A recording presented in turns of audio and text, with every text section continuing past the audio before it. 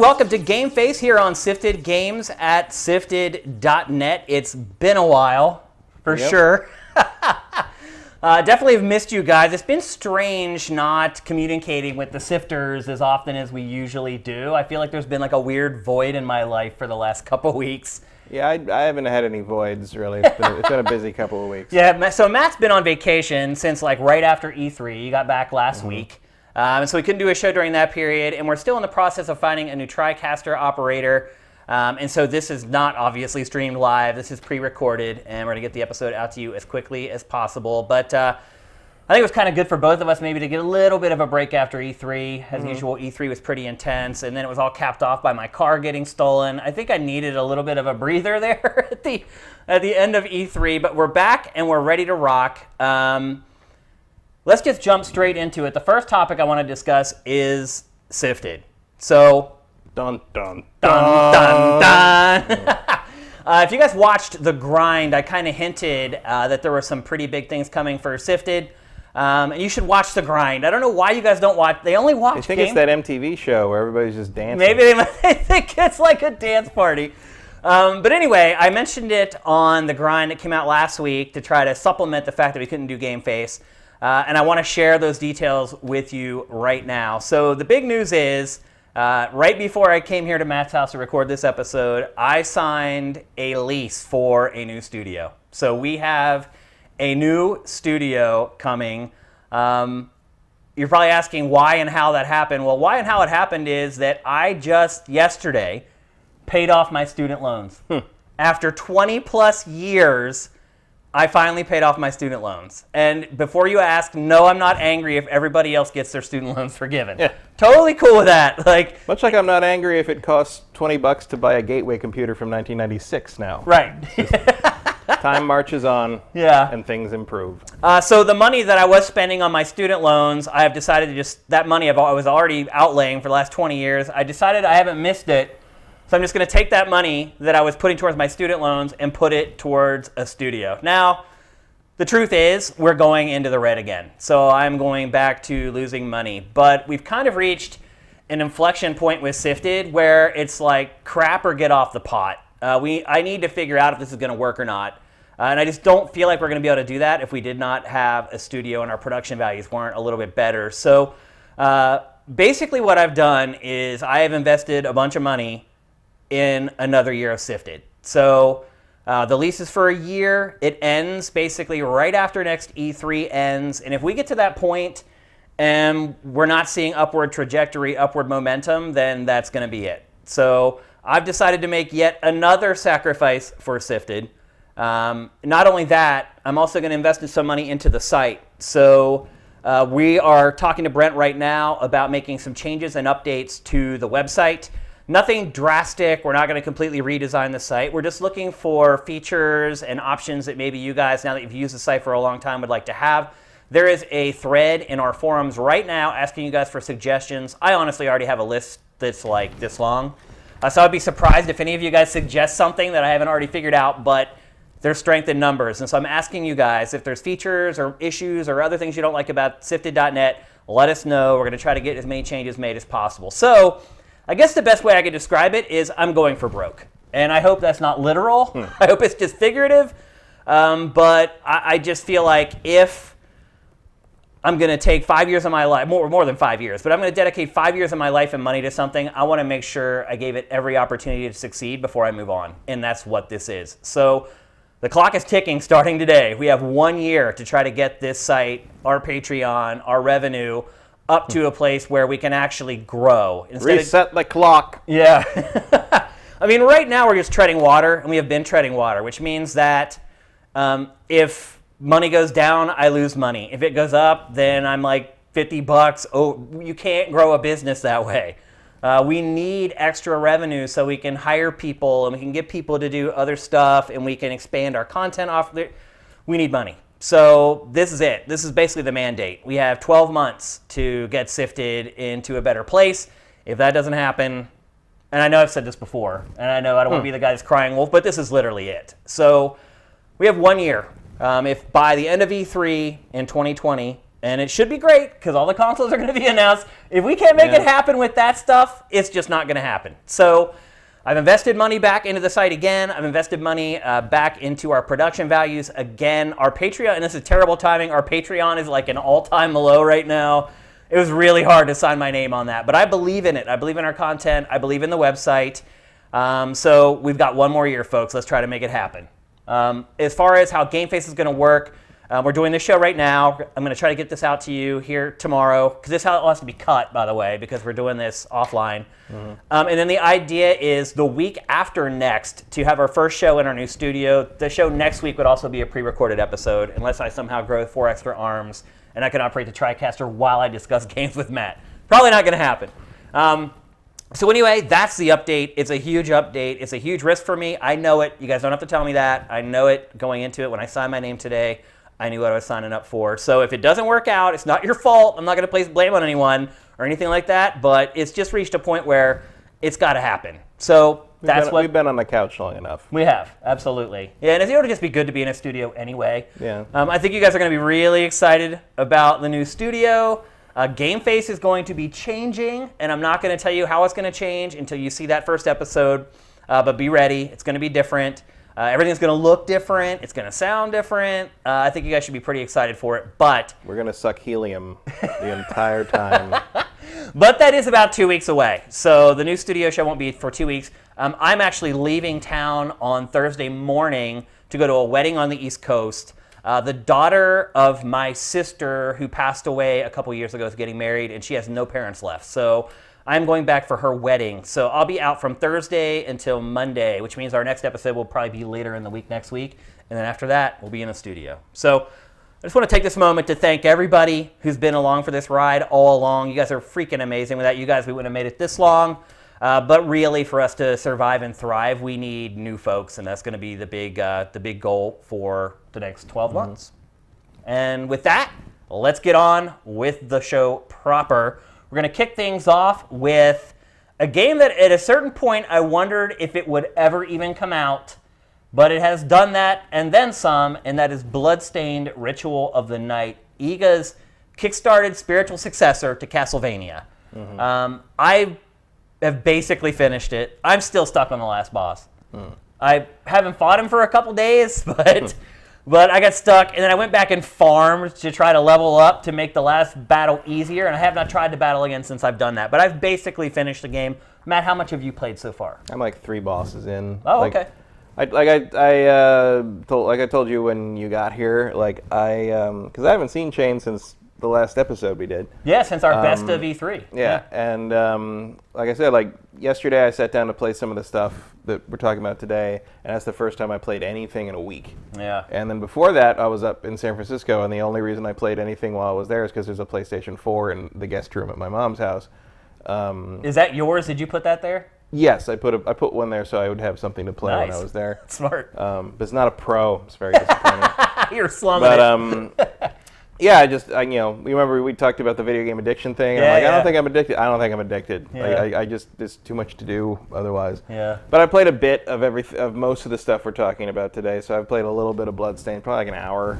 Okay. Although I did play it on 2 separate systems. The Xbox One when it launched, because I was a big impatient gorilla about it, and then I got my code for the PlayStation 4, because the PlayStation 4 codes from the Kickstarter didn't get to the backers until almost over a full day after it came out. Like, people who bought the game, pre-ordered it an hour before it came out, played it before the people who backed it up for PS4. Whoa, that's bad business. Because Sony, in the US, because Sony America was just super slow to get them the codes. And they've done that before, actually, for other Kickstarter code things.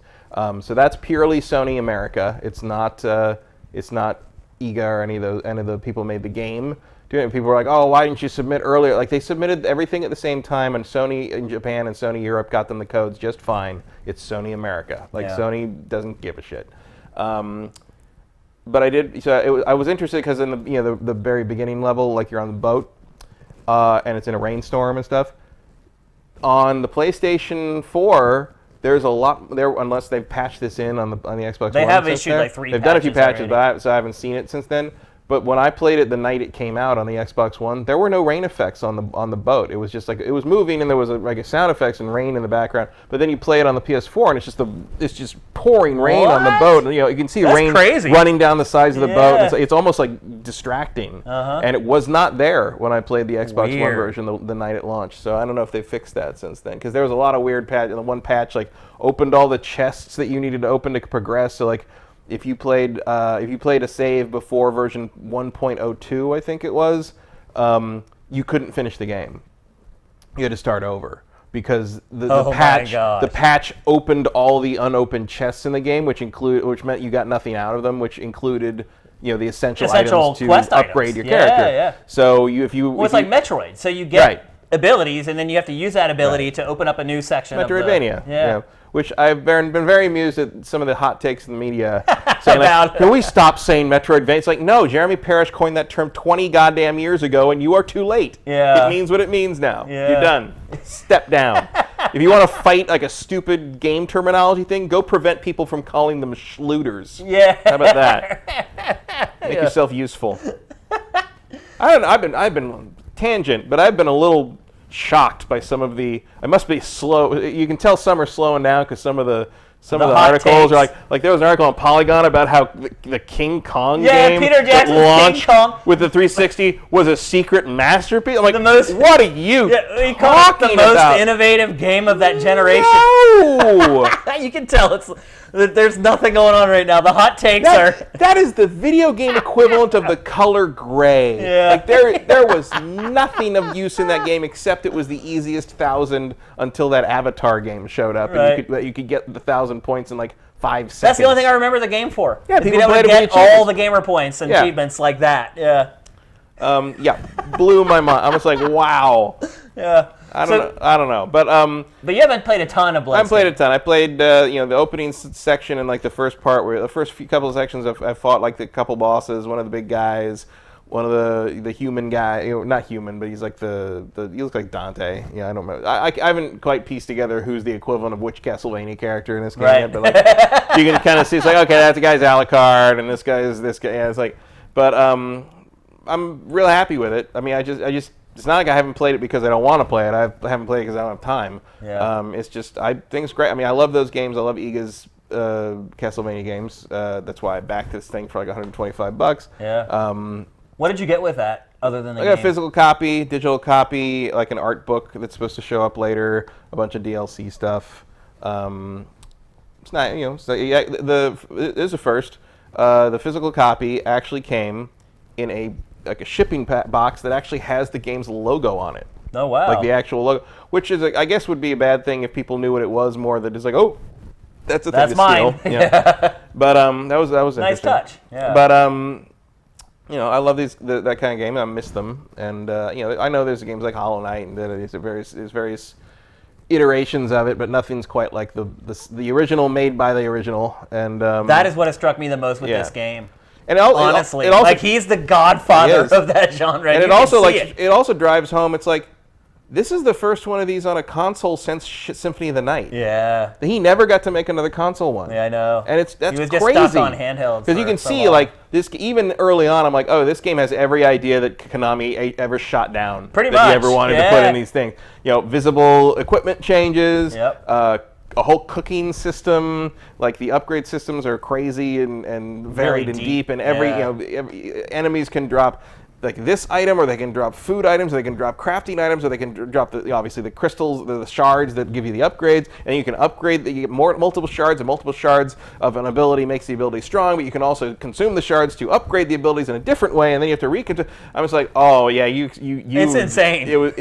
It just keeps going and going and going and going. Yeah, there's many layers to the depth. I think it looks really good. It feels good to play. All the weapons have a very different feel.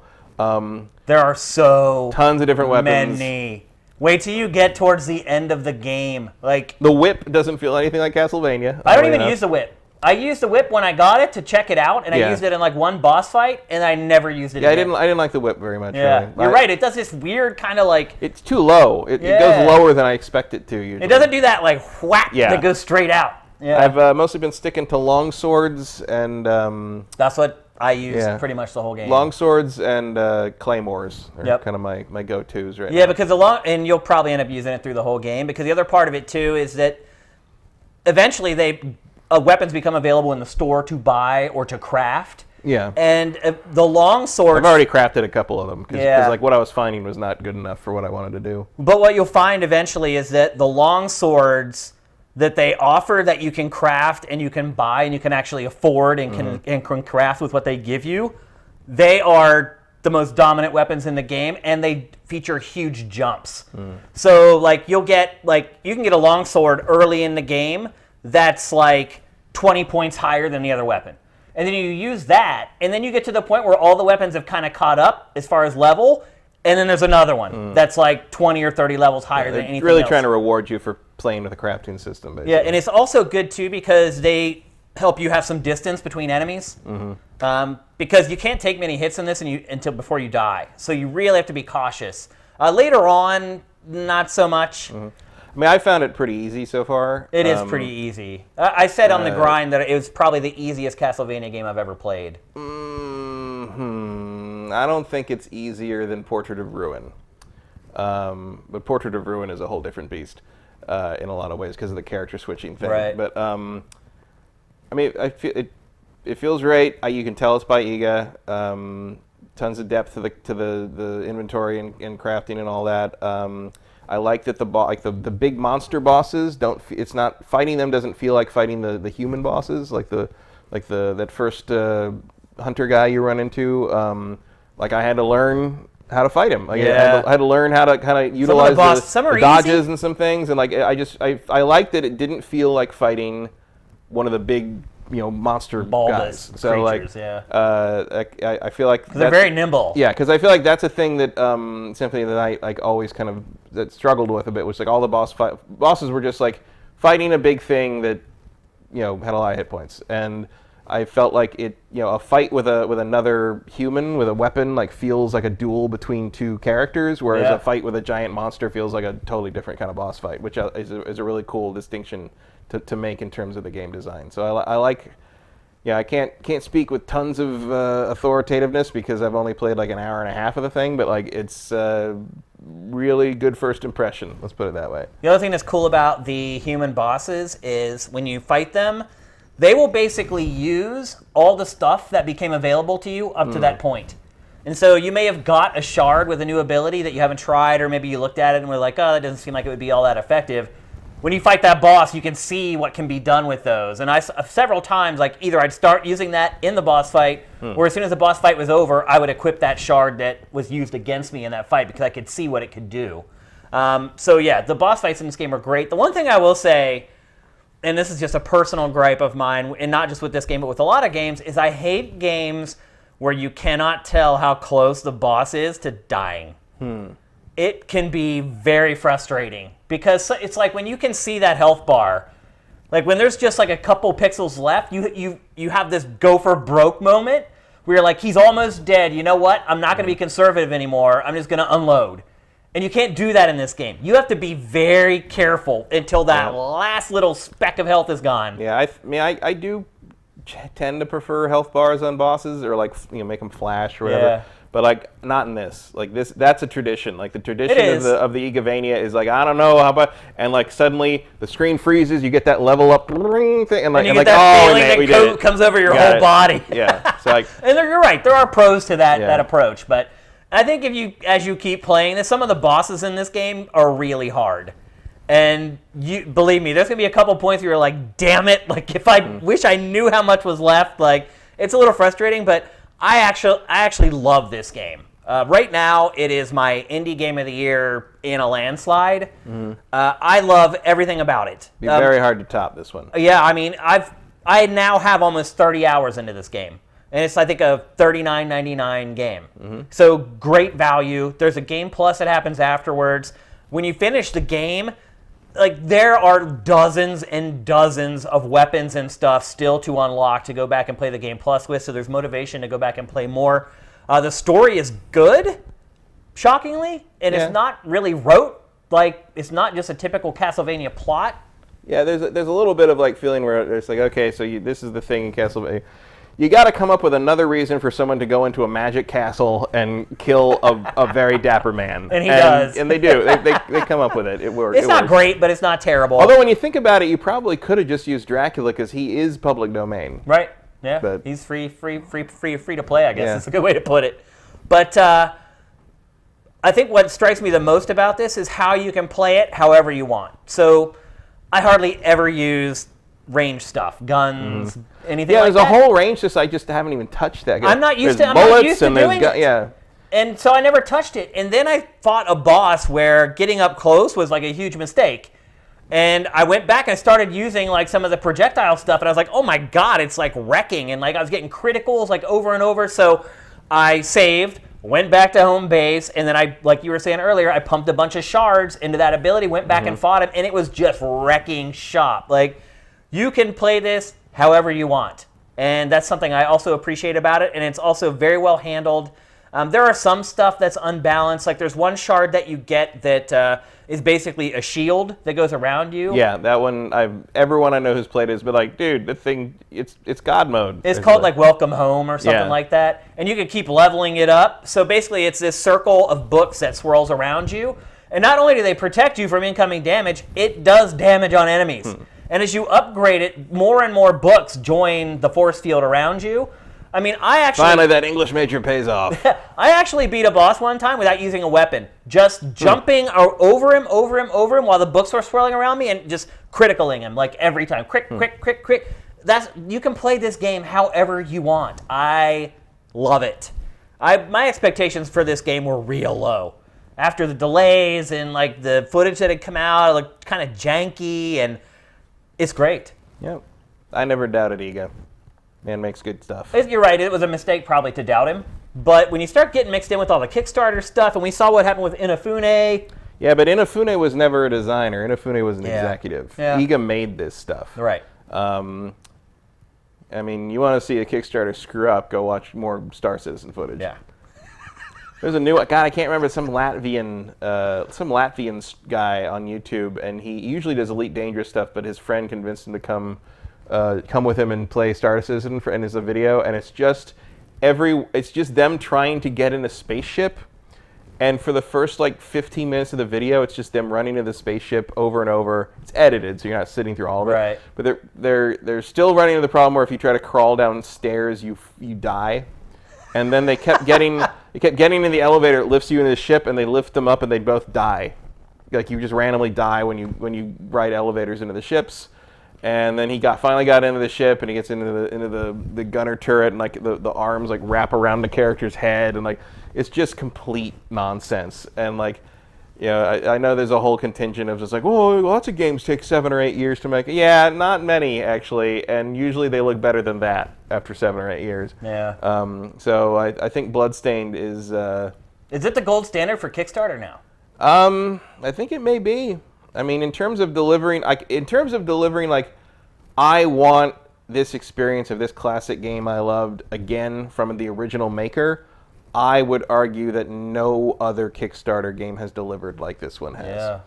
I mean, maybe Shenmue will, but the question of whether that's a good thing or not is sort of in the air. Right, you know, that's a good point. Yes, it's you may give people what they want, but is that good? Right. It's like, because like I think I've said before, like if you treat Shenmue 3 as a modern remaster of a game that came out in 2004, like I think that makes more sense in terms of what we're getting. You're moving the goalposts a little bit, but like I mean, they are just making Shenmue again. Yeah. Like they're not making a modern take on Shenmue. They are making Shenmue 3 as though nothing ever happened. As if basically. I mean really, like as if the last 20 years never existed. Pretty much. Also, by the way, 20th anniversary of Dreamcast. Yeah.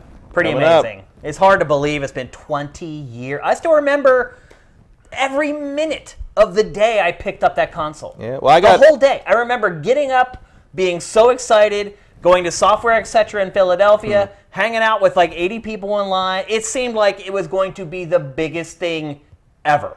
I already had one when it came out here. You had the Japanese one. I had the Japanese one from a year before. But I obviously wanted a US one because that one could go online.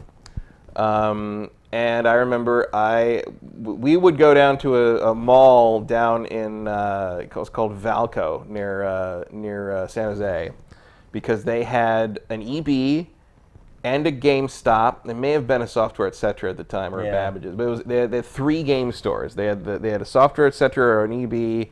They had a Babbage's or a GameStop, and they had an independent store that was not a chain called Digital Stuff. Actually, there were 2 Catchy of them. name. There's 2 of them. There was one there and one in Hillsdale. The one in Hillsdale closed. The one in Valco was still open. Digital Stuff was like this scrappy, like they would sell the stuff that like no one else would. That was where you could get mod chips. It was they were the gray market place. Yeah. So we go down because like this was a period. I don't know if you had this when in that era in Philadelphia or anything, but there was a period where all of us, everyone I knew who played games, like we refused to pre-order stuff. Like pre-ordering was for suckers. I definitely pre-ordered the Dreamcast. We didn't. I remember walking in with my receipt. Pre-ordering was for suckers. Pre-ordering was just giving them money to invest with before they gave us anything back. Which is true. We're like, no, like we're gonna fight the man and like find it on launch day whether it kills us or not. And we did that for everything. Wow. And actually, like sometimes finding that stuff was more fun than playing it. Yeah. But so the day of the Dreamcast launch, we're like, all right, let's go. We go down to Valco. There's all these people in line for. It's like 11 in the morning, 10 in the morning. There's all these people in line at the Software Set of GameStop, whatever it was, EB, like for that. And then upstairs at the Babbage's, there's people in line, like hoping that they're going to get these shipments not in. So we walked down to Digital Stuff, which was down to the other end of the mall, which was like not as heavily trafficked, which is probably why they could afford it, because it probably was cheaper on that end of the mall. Yeah. We go in and see the guys, like, oh hey, it's like, you got any Dreamcasts? He's like, yeah, we got 2. We're like, I was with my friend Andrew, who you know back then. Like, oh, we'll take them. We took them. We bought them. No problem. We got really lucky. And we just walked out we intentionally walked past the people in line. It was like, where'd you get that? Oh, last 2. Sorry. See you later. Like, That's great. And we get in, and I think Andrew said something of it. He's like, they'd be even more pissed if they knew you already have one. Yeah. I'm like, yeah, but I can't play NFL 2K on it. Right. Now I can. Yeah. That was the game that was like the most mind-blowing. Oh yeah. Like, as far as like seeing it and being not even liking football, but just like seeing it on display. And I remember. Things can look that good. I remember the day I came home, all my friends came over to our apartment, and I was already living with my eventually to be wife at that point in Philadelphia in an apartment, and all my buddies, all my buddies came over, and we were all sitting in the living room playing, and Michelle walked by, and she goes, I didn't think they were playing, and I was like, what are you talking about? And she's like, I thought, because it was like, what day was it, a Thursday or something? I don't know, September 9th, 99. Yeah, I can't remember what day, but it wasn't like a day that football should be on. I think it was either Tuesday or Wednesday. And she was like, why is football on the TV? And I was like, that's my Dreamcast I just got. And she was like, oh my God. Like, even she was like blown away by it. So it definitely made an impact. I thought the Dreamcast was going to be a runaway success because launch day for me was insane. Like, everywhere I went, there was just lines. Like, it just looked like it was going to be a phenomenon. And I brought it home, and everybody saw it. And then all my friends went and bought one. Like, nope. It didn't work. That was a time when if you didn't have EA... You didn't have the mass audience. You're right. That was the end of it. It's true. Happened in the N64 Very different now. now. Yeah, absolutely. There's a lot of things very different 20 years later from the way it was back then. But anyway, I think both of us wholeheartedly recommend Bloodstained. Oh, yeah.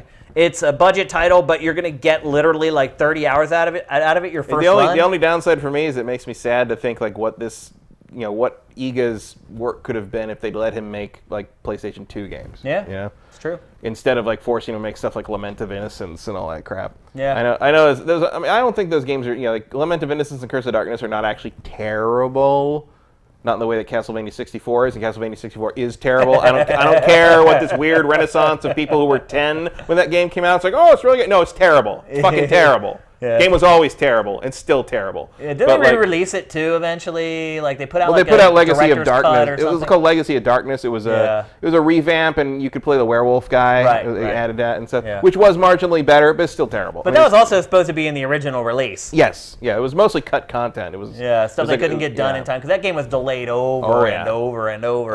There's a lot of N64 stuff. Like Body Harvest was like that too. Yeah. But like Lament of Innocence and Curse of Darkness, I don't hate them, but I sure wish they'd let them just do 2D. Because there was that period in that generation, especially PlayStation 2, where they're like, no 2D games. No Yeah. 2D games. In fact, I can't remember where I found it, but I found somewhere online, it was like a little screenshot, a little shot of a little sidebar thing from Nintendo Power, and they were comparing Castlevania 64 To Zelda. to Symphony of the Night. Oh. Because they were both about to come out at the same. Nintendo Power 97. Magazine pumped up Castlevania And 64. it was all hardcore. like, check out this, the PlayStation Castlevania using old 2D graphics and stupid sprites. Like, Now whereas look the at Castlevania this. 64 has full 3D, and it's Yeah. just like, yeah, That didn't make it better. wait for it, nerd. wait around a bit. But it's really cool to see like kind of this style of game done by the original Iga team, OG, and, yeah. with the music from Kojima and like in the art by Ayane Kojima. I mean, they gathered the all stars. They gathered everybody who made Symphony of the Night great, and they just did it again. Yeah. It's great. It's really, really awesome. It is, and oddly enough, even though it is clearly a 2D Metroidvania, it does feel like a game made this year, unlike Shenmue. Yeah, it's true. They didn't ignore the years that have passed since then, for sure. and they made something special. So. Yep. Go get it, guys. I It's real good. would assume everyone watching this already has it. Yeah, frankly. probably. I don't know. If you don't already have it, I don't know what you're waiting for. I mean, I was skeptical about it, but that's why we're here. We're here to tell people, go buy it, and you should buy it. Right now, it's slow anyway. There aren't a ton of big games coming out. Well, that's kind of also what I mean is like, press on it has been very positive. Reception has been positive. It's been a couple of weeks. It's very quiet right now in the release department, so why aren't you playing this? You should be. Get on with it. Absolutely. All right, let's move on. We're going to talk next about Harry Potter Wizards Unite. There's a depth change. Briefly. Yeah. It is kind of the next big mobile phenomenon, although... But not as big as they thought it was going to be. Have you played it? I made an account and I captured like Hagrid and I turned it off. I couldn't go. I was stuck somewhere. I couldn't go anywhere. So I'm like, oh, I can't do anything else. I managed, like, as soon I as just I never booted opened it it up again. in my apartment to capture like 8 things, like right there on my couch. I got nothing. My mom lives nowhere, so she's like up like a more rural road, you could say, and so there's nothing near. If I wanted to catch anything, I would have had to go like a mile down the road to the 7-Eleven. But I'll say this. Where all the real magic happens. I'll say this though, when I got to the point where it was like, okay, now you have to go outside, I stopped playing. Yeah, I'll go outside for Pokemon. I won't go outside. I didn't even really do it Wizards. for Pokemon. I did. I did it went a around few for Pokemon. times. Like my girlfriend and I went out. We went out to Santa Monica, the pier, and to capture water Pokemon, and we go like different places. I did that once. It was it really did get people. I'm going to the park, in La Brea Tar Pits. There were hundreds of people walking. No, around. it was insane. There were people, in LA, it was insane. There were people live streaming from laptops using satellite internet. It was crazy. I had never seen anything like that. There's a little burger joint around the corner from where we live, and for whatever reason, they got lucky and became a hot spot. And like I would drive by this hamburger place, never had people there. Like it's just really old and like hardly anyone eats there. And for months, just crowds. Like we went in there and we were like, man, you got lucky. He's like, oh, I hit the gold mine. He's like, I have no idea how this happened. He's like, but as soon as I realized it did, I put a big sign in the window, and he's like, it has just been crowds. Somebody on the dev team liked going there. It probably did. Or you can also because most of the Pokestops were just carried over from the nodes from Ingress, and Ingress was largely community focused in terms of what should be nodes. So either the dev team person or someone who played a lot lived near there and liked that place and submitted it, and that's how that happens. Yeah, to me, you could almost overlay the Pokemon Go launch map with Ingress, and it would match up. Yeah, I remember that.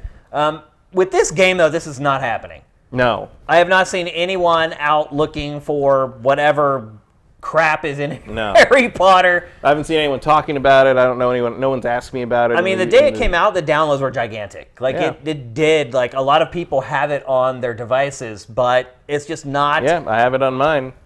I have it, too. I think the problem, though, is that... Let's open it.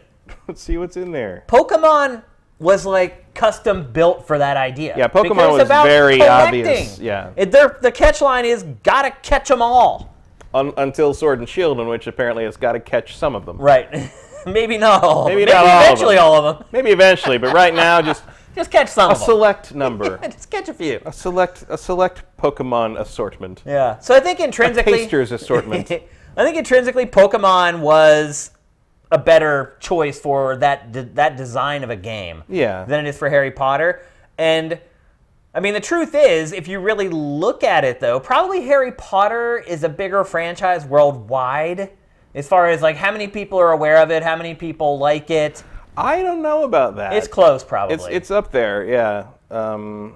But it doesn't always translate into more successful Harry Potter games. translates into better movies in the end, in terms of box office. Yeah. Pactor kind of touched on this on the episode of Pactor Factor that went up yesterday, because someone was asking him why... Yeah, see, there's nothing here. Yeah. There's nothing around Yeah, it's us. empty. You're right. That's weird. Like, we could go to the 7-Eleven, we could go to the Starbucks there, we could go down to the Tar Pits, but... That's about it. It's empty. This neighborhood is very non-magical. Yeah, my neighborhood apparently is magical. So, yeah. But Harry Potter doesn't have a collecting aspect to it at all. It's just not a part of the IP. And Pactor, someone asked him, why is a game like Cyberpunk 2077 tracking so much better than something like Star Wars Jedi Fallen Order? When Star Wars, you would think, is a much bigger IP because Cyberpunk never existed until, like, at least to gamers, it never existed until a few years ago. And Pactor was just like, because certain things are bigger in certain mediums than and Star Wars is bigger as a movie franchise, but it's not bigger as a games franchise. And then he in part because it's been dormant for 10 years. Right. And in part because it's EA. Yeah. And so the core gaming population is not all as excited about something from EA, no matter how good or bad it may be. But the point is, you can't just look at an IP and say, that's gigantic, and this isn't quite as big, so also, this is going to if do you made better. a Star Wars game in which you had a big open world where you could, I mean, if you made a Cyberpunk, like Cyberpunk 27, except it was Star Wars, it would be that big. It would be, you're right. I mean, a lot of people are looking at Fallen Order and just seeing another Force Unleashed. Yeah. You know? Yeah. And I don't think that's correct, but I can see why you'd look at that and that would be your perception. Yeah. So, I mean, people forget, it's like, you know, you can put out a half an hour gameplay, but most people see about 30 to 40 seconds of it and make their decision. Yeah. So, the other thing, too, is Harry Potter doesn't really have a USP. There's no unique selling proposition. It's a Pokemon Go clone. yeah. That's it. It's like you can't... It's really not very tailored to what you'd want out of Harry Potter. I mean, look, the thing that Harry Potter fans that I know, which are all people in their mid-20s, grew up with it, the thing they're excited about is that action RPG that leaked. Yeah. For next gen. Yep. You know, that's the thing for everybody's sure. looking forward to. Yep. Nobody even knew what it was. I mean, they had the logo for Wizards Unite on the side of the booth at E3 at Warner Brothers, and people walking by, I was like, what the hell is that? Like, no one knew what it was. And there was no reason to know what it was because there were logos, but there was nothing showing it or explaining what it was. Like, it was almost incidental, and like it looks like, you know, there was just no hook to it. Everyone wanted to play this new Harry Potter game, but like then once they're like, oh, it's Pokemon Go, except I'm collecting broomsticks and people. Like what? What? Like, yeah. It doesn't work the same. One thing I will say is I do like the mechanics better in Harry Potter. yeah, it does feel like it feels less, I guess, thin. Yeah, instead of just... Pokemon Go still has a feeling of sort of instability inherent to it that this does not have. Yeah. Like when you capture stuff in Harry Potter, like you draw something on the screen with your finger, and you don't just have to draw it, it's how fast you draw it and how accurately you draw it. So if you can draw really fast and accurate, you can catch like every time. Whereas Pokemon Go, it was like I tossed the Pokeball, it seemed like it was completely erratic whether it actually went how you were holding your phone made a difference, and like I just like the capture mechanics better, but the rest of it works way better with Pokemon. Yeah, the capture stuff in this does feel a little more dependable, although part of Pokemon is sort of that random element. Yeah, so, that's true. That's a good point. Yeah, it's, I don't know. I doubt if you hadn't talked about it here, I don't know if I ever would have opened that app again. I won't open it again. I'm done. Yeah. So it's free. Yeah. I mean, And I will say this, it does seem a little more generous than Pokemon Go was at first. I don't know what it's like now because I haven't played it in like a year and a half or whatever. But like I had not run out of like chances to capture stuff yet. Which is why I stopped playing Pokemon Go. I ran out of Pokeballs, and they're like, hey, go over here. I'm like, I'm not going over there to get Pokeballs. Yeah. I'm not doing it. So, I don't remember. I mean, I've opened Pokemon Go a couple of times the last year or so. I have hundreds of Pokeball. I don't have hundreds of Pokeball. I have hundreds of like whatever like the 2 steps up ball, or I have tons of Master Balls or whatever. Ultra Ball. Ultra balls. I think it is, I have a lot of the upgraded ball. I don't know why. I have none. Part of it's from friend and I haven't gifts. played it since. When I ran I out, have friends who done. play it all the time and send me gifts all the time. So I open it up and I've got all these. I'm like, oh, look at all the Pokeball. Oh, your inventory's full. You want to buy more inventory space? I'm like, okay, but how did this become this? Buying inventory space. I've never heard of that before in a game. Paying for inventory space. You haven't? Dude, you need to play more Diablo clones. Yeah, I don't. And MMOs. Really? And that's super common. Really? That's like one of the quickest and easiest ways you get someone on those games. Wow. Yeah. Like buying bag space, buying. I've never played a game that asked me to do that. I can't count how many I've played like that. But it shows you those are genres that I don't typically play. Yeah. Like I mean that's usually like games where you have either the kind of the online games where like you can play for free or you can subscribe. Yeah. Extra inventory space is one of the key bonuses for subscribing. You know what? League of Legends does have something like that. Yeah? If you play for free. I didn't even know that had an inventory. Yeah, well, it's loadouts, basically. Oh, okay. Yeah. So, if you don't pay, you only get 3, I think? Yeah, that's a similar thing. Yeah. And then if you pay, you can pay for extra ones, which helps you be more versatile to play against unexpected No, opponents. everything's got that. Even hell, even games that like don't have online transaction like Titan Quest has that. But Titan Quest has no microtransactions. They just charge you a bunch of in-game gold to expand your inventory or to expand your shared inventory between all your characters. Gotcha. Like that's a premium content inventory space for some of those games, especially those loot games. Yeah. So do you think Wizards Unite has any chance to kind of stay relevant? I mean, I'm sure it'll be fine. It's just not going to be a phenomenon like Pokemon Go was. Yeah. And Pokemon Go settled out to about 4 or 5 million players, and no one really talks about it anymore. But 4 or 5 million players is nothing to sneeze at. Yeah, it still generates a lot of revenue. Would you recommend people download it? I mean, you might as well. It's free. Yeah. Like, sure, see how if you like it. It's not big either. It doesn't take up a lot of space. No, it's fine. Yeah. What do you got to lose? Like if you're a Harry Potter 5 fan, minutes? I 100% recommend Sure. downloading it and checking it out. Sure. And then there's the fun, like the profile thing. You take a picture of yourself and it turns you into a wizard and sticks a hat on you. Yeah. It's like, I mean, there's a lot of fun, like bells and whistles to it. It's just it doesn't hook me. If like it was, maybe if I was collecting Star Wars stuff in it, I'd be more interested. It's just it's not a Harry Potter kid because I was 23 when that. Because you weren't a kid. Yeah, I like Harry Potter, but it's not something I voluntarily spend. My a lot of my affinity time for on. Pokemon is way, way higher. Yeah, although I was the same age pretty much when that came out, when Pokemon came out, but Pokemon's more fun. I guess. Better. I don't know. It's better. I didn't have to identify with an 11-year-old to enjoy Pokemon. That's true. Although I guess it's about how old your trainer's supposed to be. Is he? Maybe He's he's a more, tween? maybe Yeah, he's more he's like a 13 tween, or 14. yeah. They're about that same age where in Harry Potter you go to wizard school and Pokemon you get kicked out of the house and told to wander the earth to find animals to fight with one another. Pokemon's a very strange society. When you really think about it, it's really bizarre. All right, Jimmy, it's time for you to go out on your own and You're 12 now. learn how to cockfight. Hope you catch a dragon. It's just like, don't. All right, let's move on. We're going to talk next about... A town with 2 houses in it. Yeah. Video games. We're going to talk next about possibly Sony striking back at Microsoft. So rumors are swirling that Sony is in the process of offering to purchase Remedy.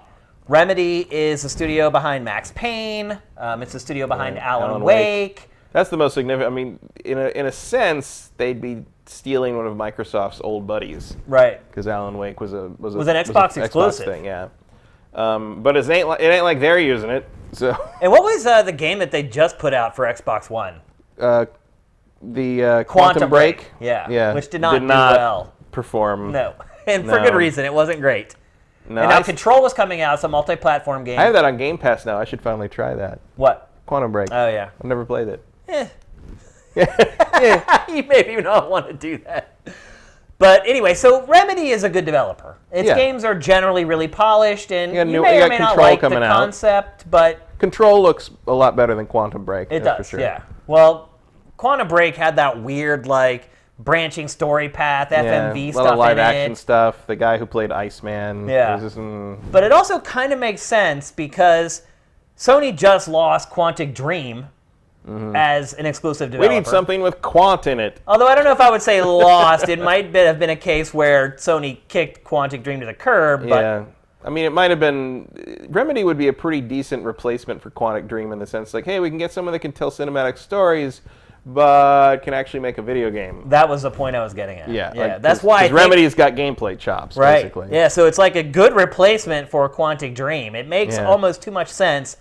How much do you think this is Sony reacting to Microsoft snatching up all those studios? I don't know how much it would be reactive, but I could see it kind of being like a 50-50 sort of like we need a replacement in the same vein as Quantic Dream, but we also like, hey, Microsoft's doing this stuff. Maybe we should think about some new blood too. It does seem to be in the same sort of current. But I also feel like Sony is sort of insular enough that they don't often look at what anyone else is doing before they make these decisions. So like the idea that Sony is like running scared and has to buy some Sony would never think that about themselves because we're an arrogant Sony period now. So. I think if you start looking at next but I do think gen, they're looking for some new blood because and more in kind of the kind of gameplay oriented adventure stuff because Quantic Dream stuff didn't work, and I think they're sort of expecting Death Stranding to be a big thing.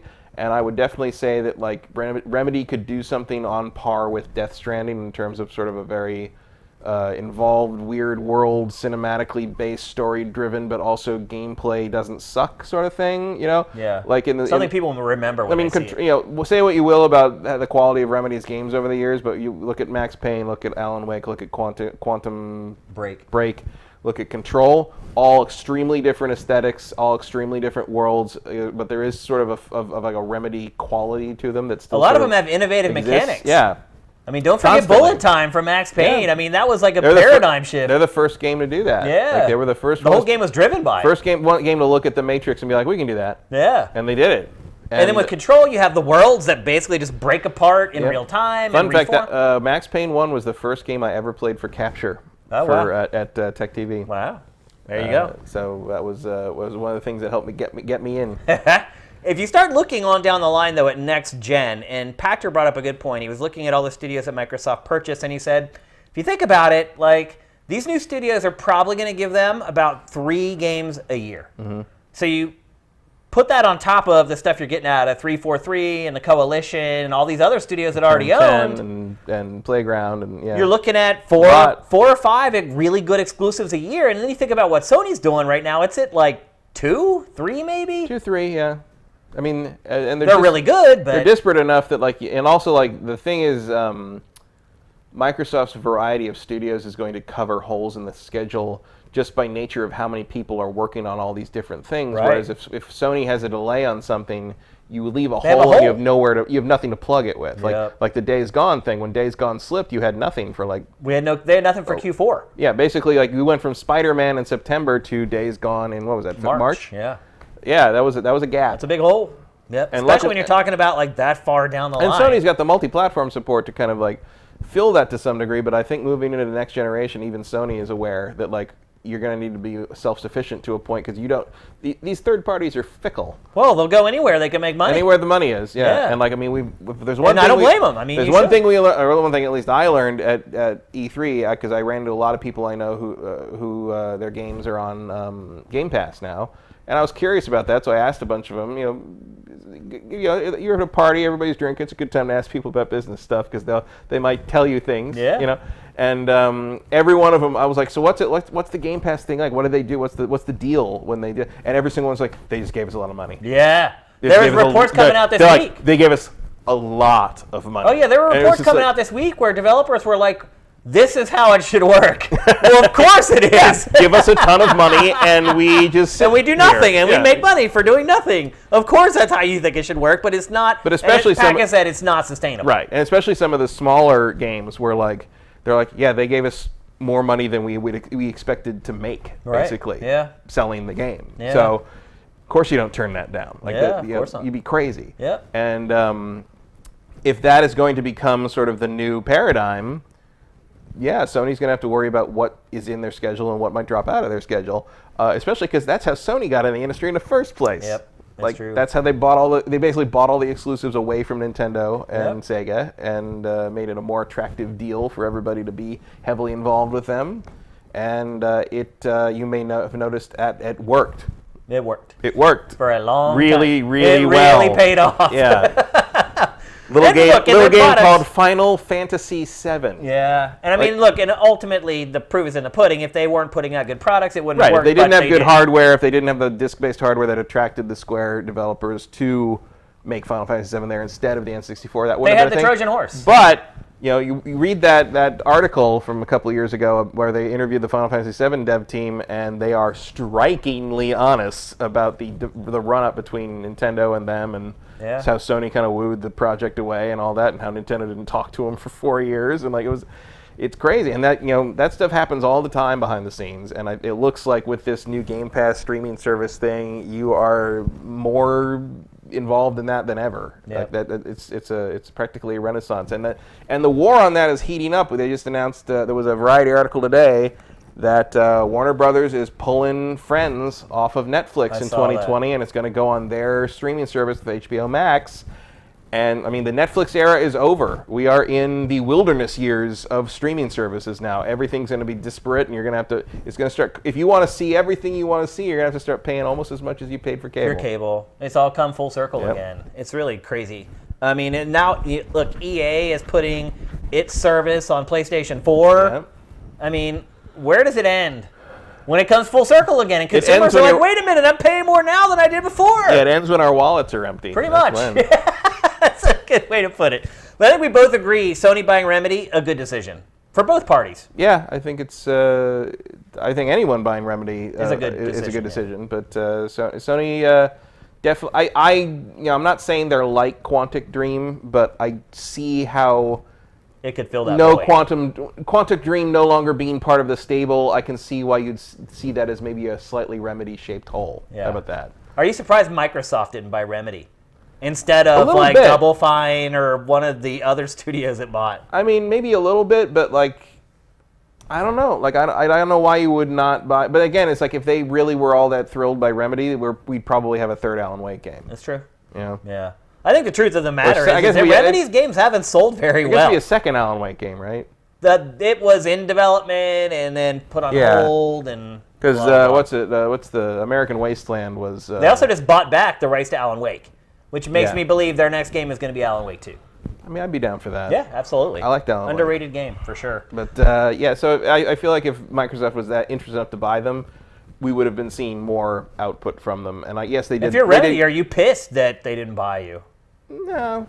I mean... Maybe they did try. Maybe they just couldn't work out a deal. If I were Remedy, I can't say with any first-hand experience. I don't know what Remedy's kind of corporate culture or outlook is, but like...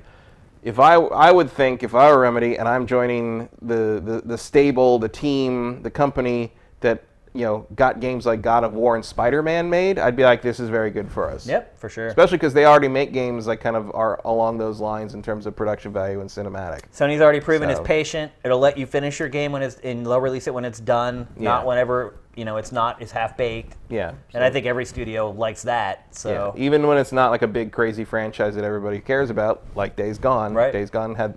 I mean, Days Gone wasn't exactly finished when it launched, but it was clearly better when it launched than it would have been. Could you imagine what it would have been like in November or whatever? Yeah. So, I would be pretty positive if I was working at Remedy right now. I'd feel like we were on a good path. Absolutely. All right, let's move on. We're going to talk next about Crash Team Racing. This game's also been out for a bit. Well, you're going to talk about it because Have you not touched it? I will not play this crap. Did you? Did you play it back in the day? A little bit. Yeah. I had a roommate who had it. We played a little bit. Do you like kart racers at all? I do like kart racers. I just hate Crash Bandicoot. I don't like looking at him. I don't like him as a character either. I don't like looking at any of the characters in that franchise, and I have zero nostalgia, zero warm fuzzy feelings for that character or anything related to him. I would agree. And we talked about Insane Trilogy, how we weren't fans of the Crash game, and I agree with you. Like, I recognize this is a good kart game, but the art, everything. You don't have to play as Crash. There's tons of players you can control, but none of them are appealing. Mm-hmm. They're all just these weird, like they look like concept art that should have been rejected at some point. That's the art style in general of the Crash franchise, and it does carry over here. But if you can look past all that stuff, it's really good. Mm-hmm. It's really good. It took me a long time to come to grips with the power sliding, because they use this weird, goofy mechanic and it's the only game that uses it. It's like back in the day when they launched the first game, they're like, well, we can't just steal the power sliding from Mario Kart 64. Yes, so you can. You should have. You absolutely should have, because it's vastly superior to how the system works. But otherwise, it is a gigantic game. I'm like you. I played a little bit of it back in the day. Not enough to have an informed opinion on it at all. But holy crap, this game is just loaded with content. And it also reminds me a little bit of the PlayStation 1 and 64 era, where they had CD-ROMs. They could hold a lot of stuff on those things. And a lot of games like this would have more tracks, would have more maps. I think a bunch of the stuff on this is actually new. It is. To it. Yeah, it is. But still, they made it like an old school game. Yeah, there's like 30-some tracks in this game. I mean, it just keeps going and going and going. And not only that, the modes and the options in it are, I mean, honestly, it probably even stomps Mario Kart 8 in that realm. Because there's a story mode. You're not the only one I've seen say that. Yeah, I mean, there's a story mode like Diddy Kong Racing. There's also the traditional cup tournaments like you play in Mario Kart. There's time trials. There's ghosts to race against. There's online play. Now, I will say this. The online play is a little weird the way it's set up. There aren't that many options as far as setting up the races pre-race. That's something they could fix, I think, pretty easily. But the way it is right now, it's a little disappointing. But you're racing with like 7 other players, like 8-player online multiplayer races across all those tracks that also can be mirrored. There's battles both online and offline. I mean, it is just a big old hunk of kart racing love. But ultimately, I think I still feel like Mario Kart 8 is the reigning champ of kart racers just because of the mechanics alone, which is a big part of any game. But look, if you don't own a Switch or you're not a Nintendo fan, but you like racing games and you really like kart racing games, go buy this game. It's also not full price. It's like $40. If Trying to imagine being someone who likes kart racers but doesn't like Nintendo games. I know. Like, it's a small audience. That sounds like a hard life. No, you're right. Like the Venn diagram of that is the center is very small. Yeah. But look, the truth is, a lot of people who haven't owned Nintendo consoles all along may not even know if they like kart racing. Right. And like the Sega, the Team Sonic thing was very disappointing. So yeah, it was like a step back from the game before. Transformed is probably my favorite kart racer of all time. Wow. As speaking as someone who has no tremendous affection for the Mario Kart characters, but does have one for the Sega. The new follow-up not good. Yeah, I don't know what they were thinking with that game, and they delayed that a couple times too. Yeah, like I recognize that Crash Team Racing is clearly top of the heap, like in terms of something like that. I just can't. I just can't have I cannot abide. I can't have that in my house. It's just not going to happen. Yeah, I don't know what they were thinking when they designed all the characters for that IP, but I agree with you 1,000%. Yeah. But when the rubber hits the road, it's a really good game. Oh yeah, I mean, I believe everyone who says it is. Just I'm good with Mario Kart 8. I don't because you know what? At least Mario has a neck. Yeah, the characters in this game are not appealing at all. And as you go and you unlock, like you race bosses in the adventure mode, just like Diddy Kong. Like I'd love to see Mario Kart adopt more of that kind of stuff, like from Diddy Kong or from this. Yeah, for sure. Yeah, and like because it has the universe to back it up and make something compelling. Yeah. I mean, hell, you could branch. You could do what Sega did and just include everyone from. You could do Smash Brothers with racing. Yeah. It's true. Probably shouldn't call it Race Brothers. That's loaded. Smash Kart's a little more. Smash Cars. That's a game already. Remember that? I said Smash Kart. Oh, Smash Kart. Okay, remember Smash Cars? I do. Yeah. What was it? Very descriptive title. Yeah. What was Sessler said? You couldn't have named this game more descriptively if you'd called it Press Buttons. Speaking of which, that's a good time to mention there is a Twitch channel right now that is showing X-Play. Yeah, old X-Play, old G4 and old Tech TV stuff. What's the handle? Technical Television. That's pretty awesome. I thought that was pretty good. Yeah. Anyway, if you're fans of the old Tech TV and G4 days, he literally or she is just rolling old shows. He rolls all these old shows. He's collected them. He's like he edits them together into like a reel, and he adds period appropriate commercials. Yeah, at that's the commercial so awesome. breaks. Like so, there's classic commercials from like. 2002, The early aughts, 2003, 2004. Earlier today, he ran the GameCube launch episode of Extended Play. So he's going back before. So you're talking like November 2001. Yeah. I mean, I had been on this. I had been a producer on the show for 2 months at that point. But if you watch it, you'll see Matt and I in a lot of the sketches and our writings all over it. Well, back when we were all mid-20s babies. Yep. Back in the day. That's cool. I mean, watch it before NBC Universal figures it out and shuts it down. It's going to get shut down. I don't know. Eventually. It's been running for a while. I mean... What, a week and a half now? No, it's like almost 3 weeks now. Oh, really? Okay. I don't think they care. I think he's concerned about being shut down for the commercials more than the actual shows. The content ID, yeah. Although those commercials, you can usually... Oh, what was the one? Was one of the ones that aired was, it was your...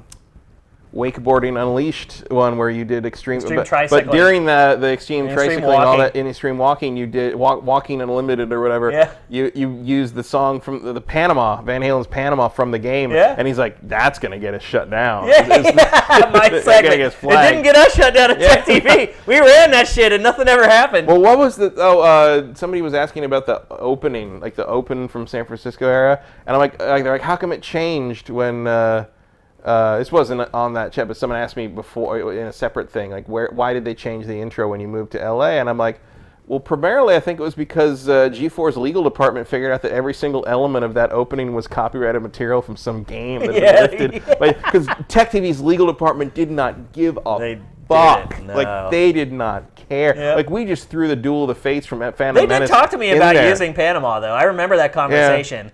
And I was like, it's in the game. And they're like, it's in the game. And I'm like, yep. They're like, okay. It's in the game, you're good. And for like Duel of the Fates, for the Jedi fight we did, like we just called LucasArts and we're like, hey, can we use this? They're like, fine, we don't care. Like, no, they wouldn't do that anymore. No. I've had to license Star Wars music since then, and it is a very different process. Yep, now, different time, different era. But anyway. But it's a fun little channel to kind of check out just because it's legit. Well, you can see what Matt and I poured our hearts and souls into shows. for and it's fun to watch all these shows, man.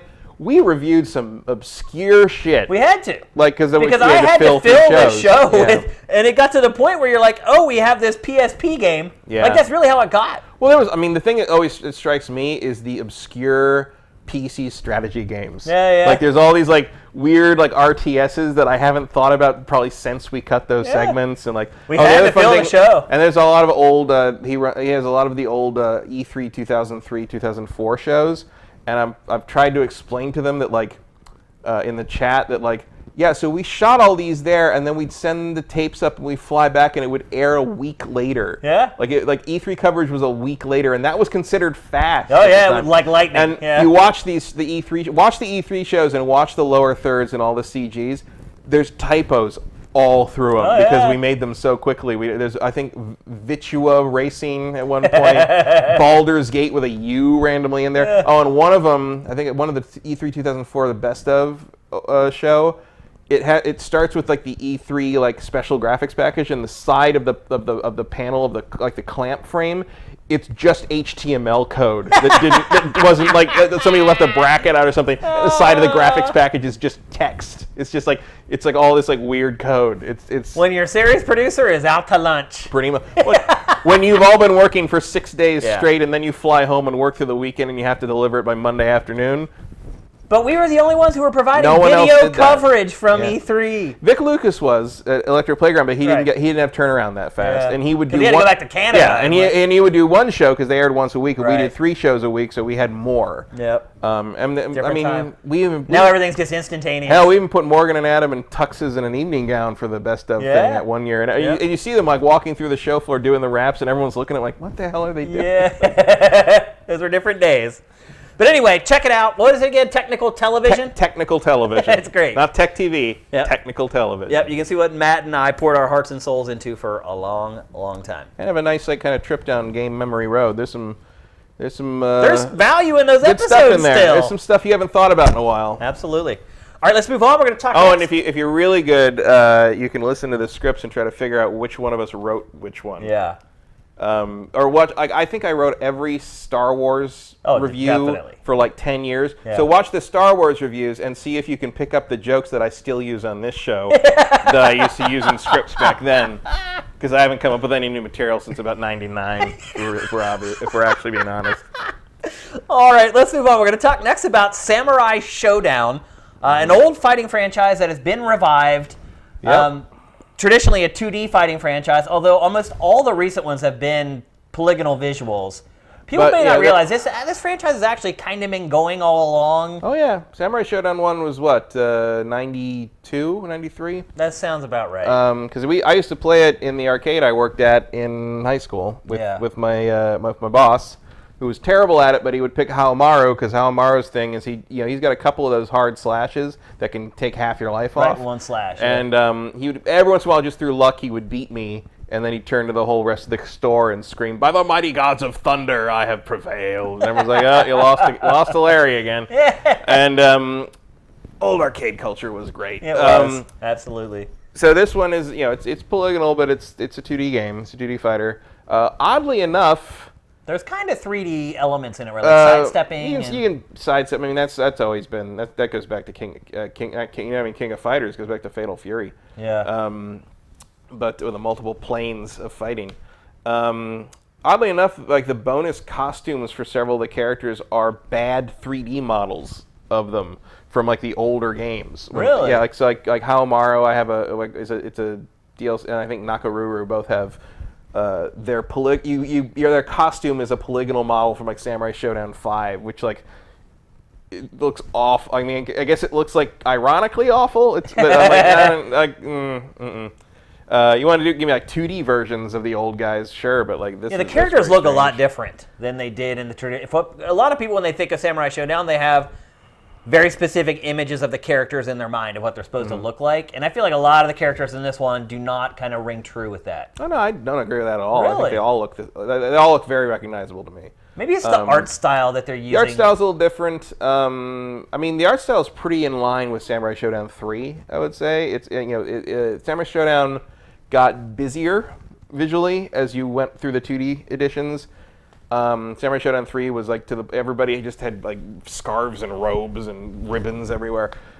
This feels very similar to that to me. I think the only character I would say is really different is Galford. Doesn't look the same. He looks way different. Which in part is, I think, because he was originally basically a palette swap of Hanzo Hattori, right? With a different head and a dog.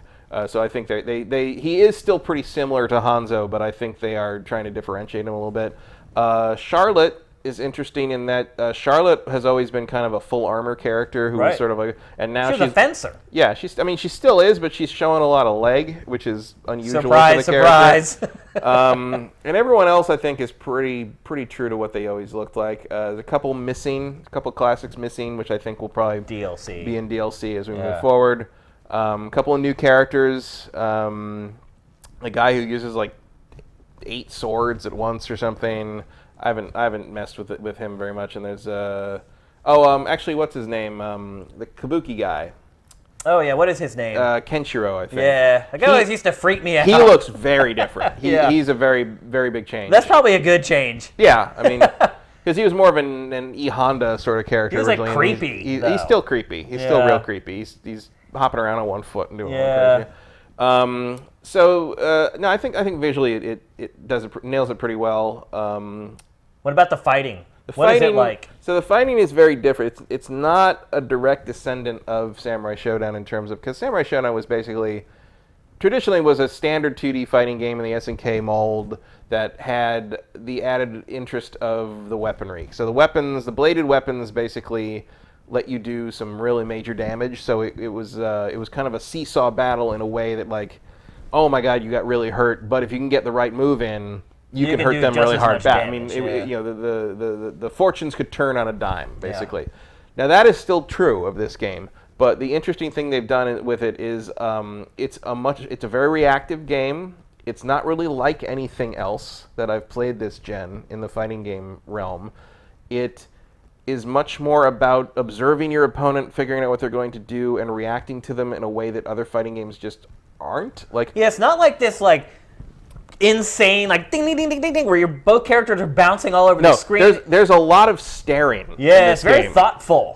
Which is true to the subject matter, not in terms of how actual historical samurai fought, but in terms of how samurai films, like the Chambara sort of samurai soap opera films, treat it, and that's what Samurai Shodown draws from anyway, and always has, with kind of the over the top presentation and all the the traditional Japanese like songs in the background, and everything almost feels theatrical in this series. It always has, and that's still here. And there's a lot of like, you have all these different defensive options, where you have you can block like any other thing.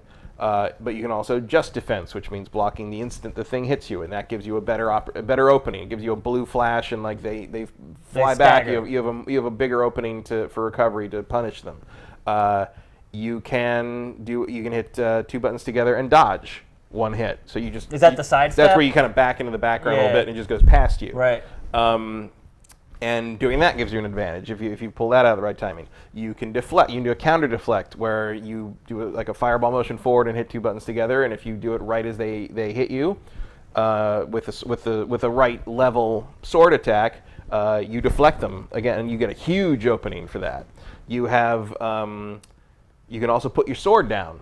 You can lose your sword for various moves, or you can put your sword down intentionally, and if you are unarmed, you fight with punches and kicks, which are obviously cool. They're faster, but they're weaker. You usually don't want to do that with most characters, but if you do find yourself unarmed, you can do what's called a blade catch.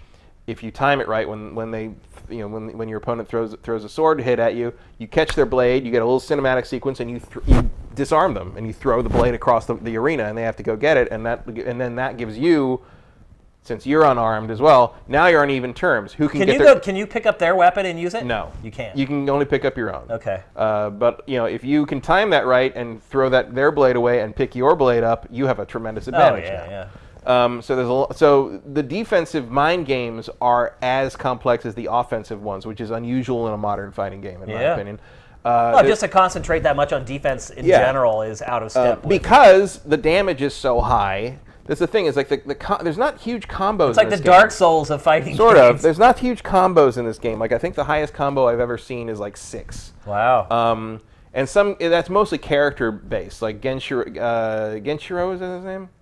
Genshiro? I think so. Yeah. He can do like some pretty good combos, just inherent to his various moves. Other characters don't combo much at all. You're just looking for the opening. You're looking for the mistake, and you can do whatever move gets you the best damage and gives you the best opening. And you're looking at you're doing 2-3 hit combos for the most part and getting huge damage off. And if you're Haomaru, I mean his heavy like forward slash, which takes forever to wind up, so it's hard to get hit by it. But if you do get hit by it, say goodbye to half your life. Wow. Like it's big. And then you've got super moves. So you've got a rage meter that fills up as you get hit and as you do damage.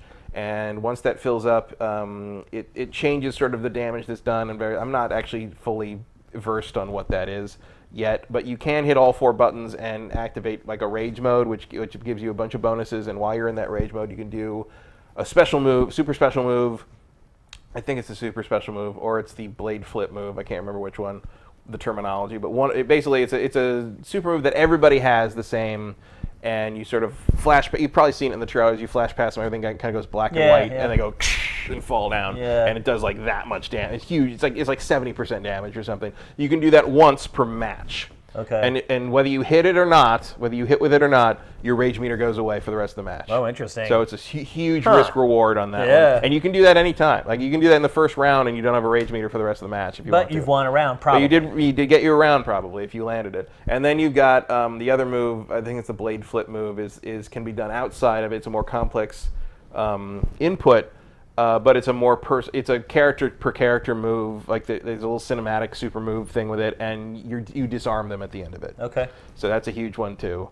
So you can do a lot of damage and disarm them. Yeah, the damage isn't as good as the other one, but it disarms them, and it's fairly demoralizing. Yeah, sure. So there's those options are in there, but most of the matches I see really just play out with normals, and occasionally opportunistically using like kind of the rage meter stuff. And in fact. It's so unorthodox that Justin Wong did a good kind of tutorial, like beginner's tutorial video on YouTube for it. And one of the things that he emphasized, and I agree with him through my limited experience, and obviously it would be stupid for me to disagree with Justin Wong about just about anything. But what he brought up is something I also noticed, which is it's never worth blocking low. Oh. Low attacks are, for almost all characters, are so weak and do not combo. So it's always better to block the standing hit, because the standing hit is going to lead into something much more damaging. Or it's just going to damage you. Or just damage you in general. Place. Yeah, in general. Like, a standing heavy is always going to be twice as bad as a low heavy, so forget it. Don't even bother blocking low. He's like, I never block low except in very specific situations. And most of the low attacks you're going to get are going to be kick attacks, which are like sweeps and stuff. And you're talking about infinitesimal amounts of damage from that. Like, all it does is it puts you in a worse position, but at least you didn't get hit by an overhead, you know? Like, getting accidentally hit by an overhead because you're blocking low is infinitely worse than getting hit with whatever could be hit low. And that is a very unusual strategic situation for a fighting game, to not worry about blocking low because everything else is just too dangerous. You can't risk it. So I've had online matches that ended in 5 seconds. Yeah. Not like rounds, and in 5 seconds, both sides. You know, like, you're always just trying to feel each other out. The online play is pretty good. For a game that's so split-second timing, like, I haven't really run into situations where I felt like I lost because it wasn't responding to me. It usually feels pretty snappy. What about modes? Tons of modes. What about but is there like a single-player story mode? Yeah, there's a story mode, complete with SNK boss. Oh, wow. Who I didn't find all that difficult to beat, but I've played a lot of SNK games. I feel like if you're just playing like, oh, I'm going to play the Samurai Shodown again, the last boss in this game is going to kill your ass. Like, you're going to have to figure it out, basically. SNK bosses are like that. But every character's got their own kind of little story, and they have, you know, little intro and outro things with narration about them and who they are, what they're doing. But do you just fight through like a ladder of opponents? Yeah, you fight through a set of opponents. Nothing particularly special to that. There's a survival mode, there's a time trial mode, there's a ghost battle mode, which is interesting, where like the game will gather data on how you play different characters and you make that available online, and you can go through and pick to fight against various ranked people's ghosts from online play and play them, and if you like them, you can save that ghost, and then you can go into the Iron Man mode and play either a 10 or a 50 or a 100 fighter marathon battle using drawing from all the ghosts you've saved. Interesting. The ghosts, I was watching you play that mode. The ghosts do not seem particularly aggressive. Well, the ghosts you were seeing were the built-in SNK ghosts, which I think are just sort of there to make sure you have some kind of AI opponent to play with. And as you fill out your roster, as you get more and more online ghosts from real people, they play better. It's an interesting idea. It's sort of like Forza, but with that. There's a nice fight-a-tar. Yeah, sort of. There's a nice Virtua Fighter did something like that. It did, yeah. There's a nice feature where if you're looking for like ranked matches or whatever, you can set it to look for that and just go play any other mode, and then we'll just do it well. Because oddly enough, it takes a while to get into matches on this game. It feels like not a lot of people are playing it. Maybe. Certainly, like, you know, you play like Street Fighter or something, and like it's just like boom, you're in. Like, go as many people as you can. Wait. But like, yeah, so this one definitely has a thing where it's like set it to matchmaking, go play some other mode or for a while, and like eventually someone will pop in. The only downside that does not bode well for the game's future. The only downside is that like I was playing like the 100-man Iron Man thing, and I got the you matchmaking. You were at like 88 and it wasn't that far. But I popped in, and once the match was over, I realized like, oh, it's not like Street Fighter 5, where Street Fighter 5 will just dump you back in whatever single player thing you were doing. Yeah, it's gone. No, it's gone. Like, oh, that sucks. So don't set it to matchmake and then go try to beat the survival mode, because you'll just lose your place. Now, is this game full priced? Yes, it is. Is it worth full price? If you're into fighting games and you like Samurai Shodown, I would say it is. That's a pretty small market in 2019. It is, but I'm part of it. And, so am I. The one caveat I will say is if you bought it before June 30th, the season pass was included for free. Wow, too late now. And now I think it's like $80. Whoa, my gosh! If you want the game plus the what season a pass. deal that was! So it was like $20. And here's another weird thing. So I got it on PlayStation because all my fighting sticks are PlayStation. But at one point I was on Xbox and I was looking through this, and it had recommended for you, whatever, and it had Samurai Shodown Season Pass free. And I was like, because there's a separate thing, right? And like I was like, oh really? Because I don't know if I'll ever get this on on Xbox, but if I can get the season pass for free right now and maybe might as well snag it now. Buy it for $15 in 2 years. Like, seriously though, yeah. And so I did it, and it let me do it. Wow. So like without owning the base game. Without owning the game. Yeah. Pro tip. So you can't do it now, but like. So you would only recommend this to people like us who enjoyed the old games? Or like you want something kind of different in the fighting game realm, or in like a more defensive game that. Because it doesn't feel like anything else. That's the thing I like about it, is it doesn't feel like anything else, and that's sort of what Samurai Shodown should be, because it didn't feel like anything else at the time back in the day either. And now, like, I think if you just made another Samurai Shodown game, it would feel sort of like itself, whereas this feels like more of an evolution in terms of what you could do with this premise and this property. So I would actually say go look up, if you're kind of interested but don't know if you want to spend the money, I would say go look up videos from like CEO, the CEO tournament that happened at Daytona Beach a couple weeks ago, where Justin Wong won. I think he won the whole tournament for Samurai Shodown there. Look up the videos of that and see how it plays, and watch how the kind of the back and forth works with it, and see if it's something you'd be interested in, because it's really not. It's not just like Street Fighter with swords. There's more to it, and I think it's a pretty cool take on it. So and they're going to support it. I think there's new DLC and new stuff coming through February. $80 worth through February. Well, $20 worth. All right. Oh, okay. So you're saying the whole thing costs $80? Yeah. I thought you were saying the season pass alone they're trying to sell for $80. The season pass is $20. Oh, okay. Now June 30th is That's why I freaked out. I was like $80. But it's $80 to buy the game with the season pass. Gotcha. Okay. That makes more sense. All right. So there you go. Samurai Shodown is there a Switch version? No. I don't think so. So it's PS4, Xbox One. Is there a PC version? I haven't looked at PC. Okay. So at least Xbox One and PS4. Definitely, yeah, Xbox One. I would be surprised if there was no PC version. Is SNK usually good about having that day and date, though? Seems like a lot of their games kind of show up on PC later. I don't really pay attention. Yeah. No, it is on. It's published for PlayStation 4, Arcade, Xbox One, Nintendo Switch, Microsoft Windows, and Google Stadia. Oh, wow. Okay. Well, it's for everything then. So, yeah, I guess eventually everything. Yep. I figure it's not on Stadia just yet. Probably not. Okay, so, yeah. It has to launch first. Xbox One and PlayStation 4 are already out. Switch and PC are coming. Arcade, it came out. Yeah, Switch and PC are coming winter 2019. Arcade is supposed to be this summer in 2019, probably only in Japan. And Stadia will... whenever. Arrive in its own good time. Probably next year sometime. Yeah. All right. So, I dig it. I'm not going to tell you to spend $60 on it, but I think it's worth a look. Okay. It's not just another fighting game. I think you made that abundantly clear during our discussion. Absolutely. It sounds like something different, which is kind of hard to find in this day and age. All right, let's move on to our last topic of this episode. We're going to talk about probably the biggest game as far as generating revenue from the last couple of weeks, and that is Super Mario Maker 2. And generating tweets. Yeah.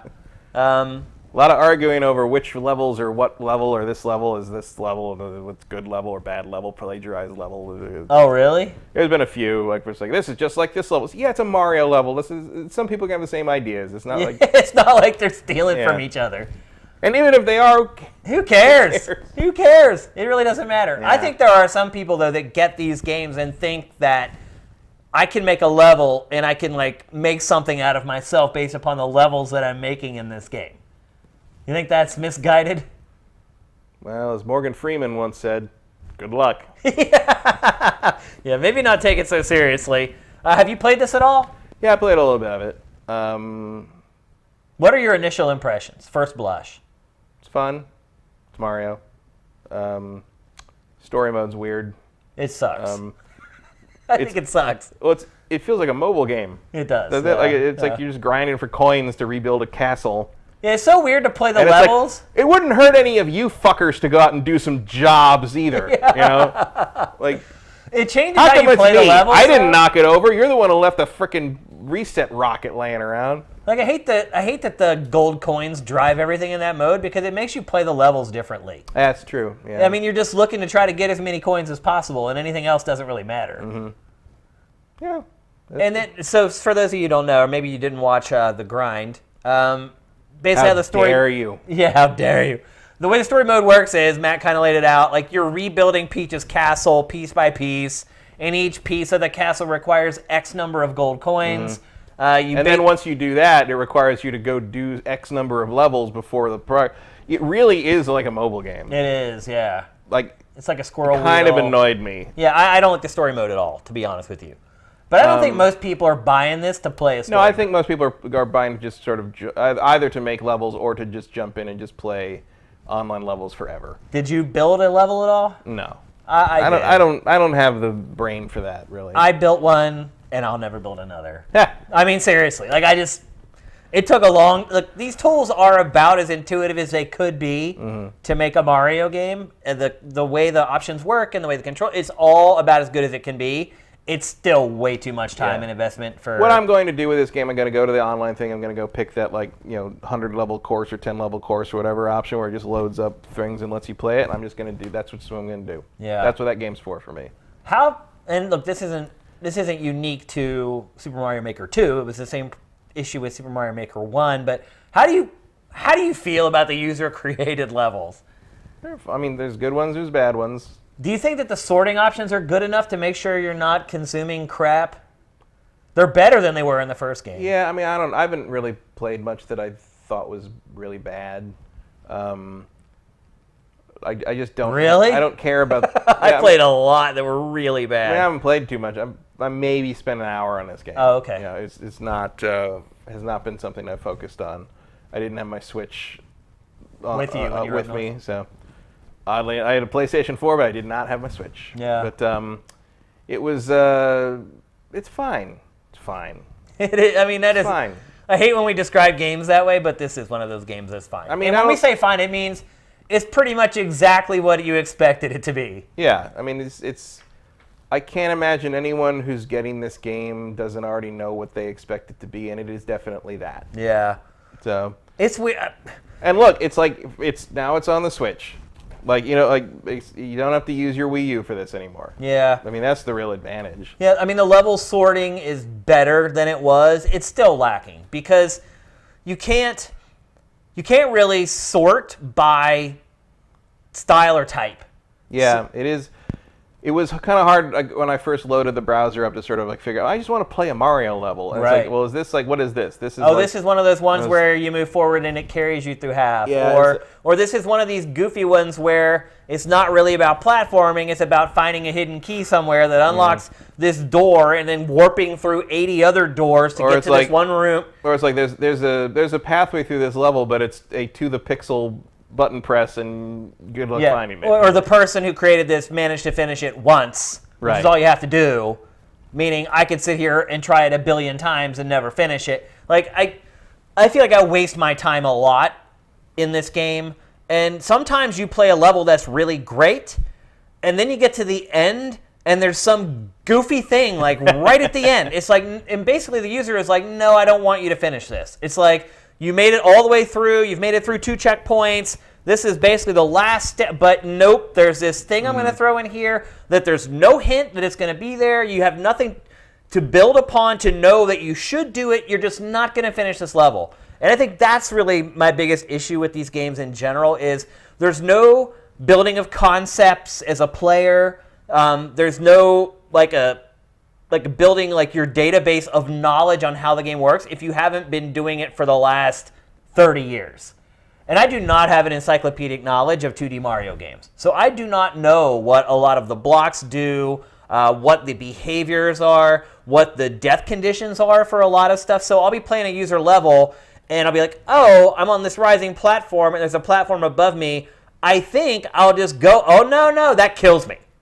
And you just do this over and over and over again. I'm sure if you're a Mario savant, you can probably play these levels just like that. I'm not. I don't remember what everything does. And a lot of it just ends up being trial and error. And when you're playing user-created levels, they don't understand how to build a progression of activities so that you learn certain things so that when you get to this part later on, you at least have a chance to make it through. I do think there's sort of a more the community that has grown up around the Mario makers does seem to lean harder into the whole I want you to appreciate like the devilishly annoying twist I threw on this that made it hard for you to finish. Yeah. As opposed to people that just make fun Mario levels. Right. That's what I'm looking for. I'm looking for fun Mario. Can they give me a sorting option that's fun? Because a lot of this stuff isn't fun. They do kind of need a not an asshole. Yeah, like level not section. mean-spirited filter. Please give me that one. Because like most people, I think, they sort by what's most popular. Mm-hmm. And it seems to be the most popular ones are the speedrun levels. And I do like them. They're fun. But in a lot of those, like, you perfect it, you get to the end, there's the finish line, and like right before time's up. It's like, what do you mean time's up? I held run the entire time and ran the whole way, never flubbed the jump. But if you spin jumped and did this over the top of the screen, you would have bounced that. along that, and then that would have saved you 5 seconds. Screw that. Like, I'll never make another level. I made way more in the first Mario Maker because I felt like I needed to. Once I kind of used the new tools in creating one level, and this is something that I did that I also think other users make a big mistake of. You try to throw everything into one level. Mm-hmm. Again, it's not the building of concepts. It's like, oh, these are all the tools they gave me. I'm just going to throw it all into a blender and see what happens. And I did the same thing. Like, I look back at my level and I was like, I have elements from like 5 generations of Mario. Like, I was like, I'm not even uploading this level because people will hate it. The same way I hate a lot of the levels that are uploaded, and I'm like, I'm not adding to the pile of trash. It's even though the tools are very intuitive, it still takes a really long time to build a level, let alone a level that's actually smart and fun and unique and different. And I do stand in awe. It's uncomfortably like a dating app. In a lot of ways. It's like, I don't know, this one looks okay. It's like, oh my god, what the fuck? Yeah, I need to swipe left or right. They need that option in there. Like, no. But I will say this, like, if you are a Mario nerd and like you know everything about Mario and you can just look at a block or a platform or an enemy and know immediately what they're gonna do, and or hell, just know what the name is. Or, yeah, exactly. That's one thing I've learned. Is I don't know the name of any of these enemies because they don't really advertise them in the games. Like, some you've just kind of learned, like, but yeah, most of them, it's like, I'm like, oh, it's called that? Interesting. Yeah. Like, closest I've learned, I think, is like I think Super Mario World, they show all the enemies with their names next to them. Right, they do. The end. Yeah, that's right. Like the only one But then that taught you enemies that would be in future games as well. Yeah. It was like a big help. But, so would you buy this game if you're not interested in creating at all? Well, I did. And you're not interested in creating? No. So I did, yeah.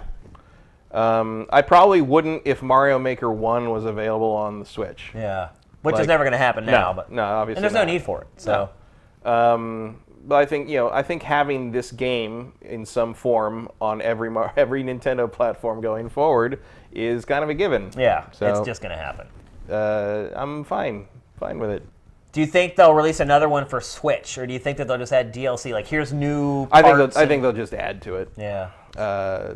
I do think calling it 2 is weird. Yeah. A little bit. Like, you're going to keep doing this? Like, the next one going to be 3? Like, it doesn't make any sense. How much They're also going to run out of stuff. Right, how much further can you push this? Yeah. Really? I mean, this is kind of really the end game. I mean, really, the only next step is Super Mario Maker 3D. Yeah. And I would be all over that. Like, even though it'd probably be even more difficult to do. Oh, that would be crazy. You're talking about actual game dev at that point. You're starting with the X and Y axis and all that. That's where it starts to get complicated. I mean, you're looking at a game where you can make like Mario 64, Mario Galaxy, Mario Sunshine, Mario Odyssey levels.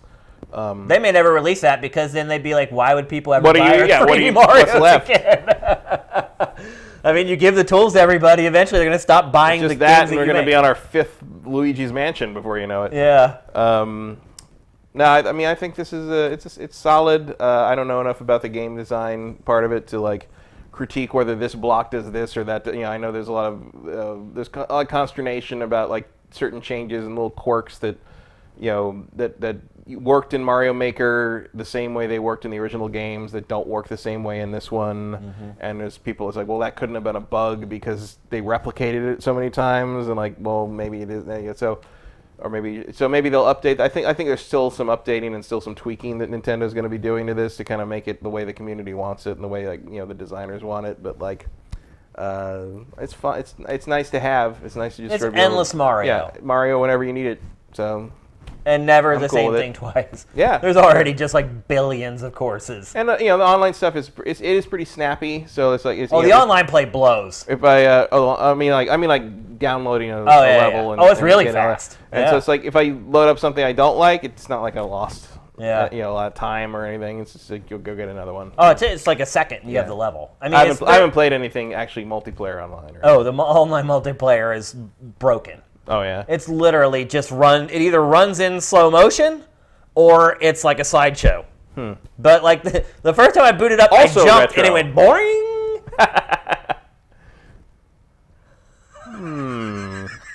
It's like, what is this? And the modes are dumb. It's like you race to the end, but like some of the levels are like these levels where you go through like warp portals and you have to go through like this portal that takes you to this room and you go through that one. And what I found was I would just stand in the room where there's multiple doors and let everybody else run through it all and figure it out, and then have the guy come and go in there. I just follow him in the door. I'm like, what are you guys doing? Like, again, it's one of the drawbacks of having kind of user-created, because they incorporate that stuff in there as well, like user-created levels. It just, the netcode is so bad. Again, a side effect of the Switch not having an Ethernet port. When you don't put an Ethernet port in, people aren't going to buy the dongle that I have. They're going to play through Wi-Fi, and that's what happens. You have horrible lag. It's unplayable right now. I don't know if they're even going to bother fixing it or if they're just going to trash it. I don't know, but do not look at online play as a feature for buying the game is what I would say. It's completely unfunctional. All right. But you would recommend people buy it? I don't know if I would, honestly. If you know what, I can't imagine someone who's interested in this doesn't know what they're getting into. I would say if you already have Super Mario Maker, I would not recommend buying this at full price. Because you still have endless Mario there. Sort of, but you'd also still have to have your Wii hooked up. It depends what that's worth to you. Wii U. Wii U, yeah. Whatever. More likely that the Wii U still hooked up, though, than the Wii. Yes, much more. But yeah, I would say if you unless you're a Just Dance fan. Yeah, exactly. If you have a Wii U and Super Mario Maker and it's not like packed away in a storage facility, or if like the Mario Maker is the only reason your Wii U is still hooked up. Yeah. Like this would be a good way to finally solve that problem. That's true. That's a good point. But yeah. So it is what it is. I like it. I know it's a lot. It's a lot of money for basically like an occasional toy, basically. But like, I don't know. I don't mind it. It is what it is, and it does what it does. And you're basically getting what you expect. There's no curveballs here. Yeah. I also like. I got it digitally, so I can always pull it up whenever I want. Yep. I dig it. All right. It's time for our trailer. I'm not saying it's not full of sadism, but it is definitely. It's without a doubt. It's fun. Yep. All right. It's time for our trailer of the week.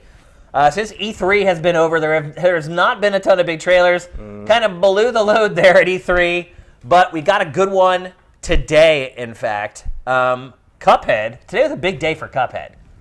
Oh yeah, the sales announcement. Yeah. Sales announcement. It sold 4 million copies.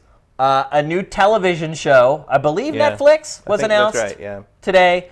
And a couple days ago, they announced what we're going to show you right now, which is the last piece of DLC for Cuphead. Unfortunately, pushed to next year. Yeah, which was a shame, but not a surprise because they said one of the reasons they're doing it, delaying it, is so they don't have to crunch on it. Yeah. So I'll accept that. Good for them. That's good. I mean, the original game was delayed like 4 times or whatever, so it's not a surprise that they didn't get it done. And I think if you play the game, you can understand it's not as simple as making other especially video since games. it was originally just a boss rush game. Right. And they decided, people think this is going to be an actual game. Actual platformer, we better put some levels in here. I may have actually liked it better if it was just a boss rush game.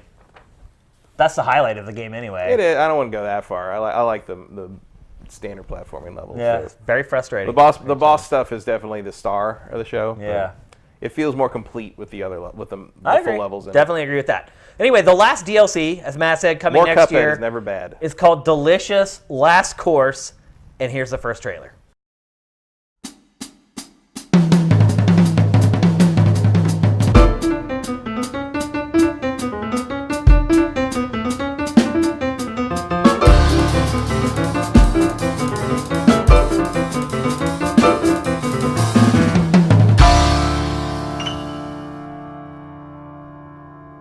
All right, so again, 2020 for that. It's not coming out this year. You have to wait a bit for it. Maybe maybe they pushed it to coincide with the TV show and other stuff.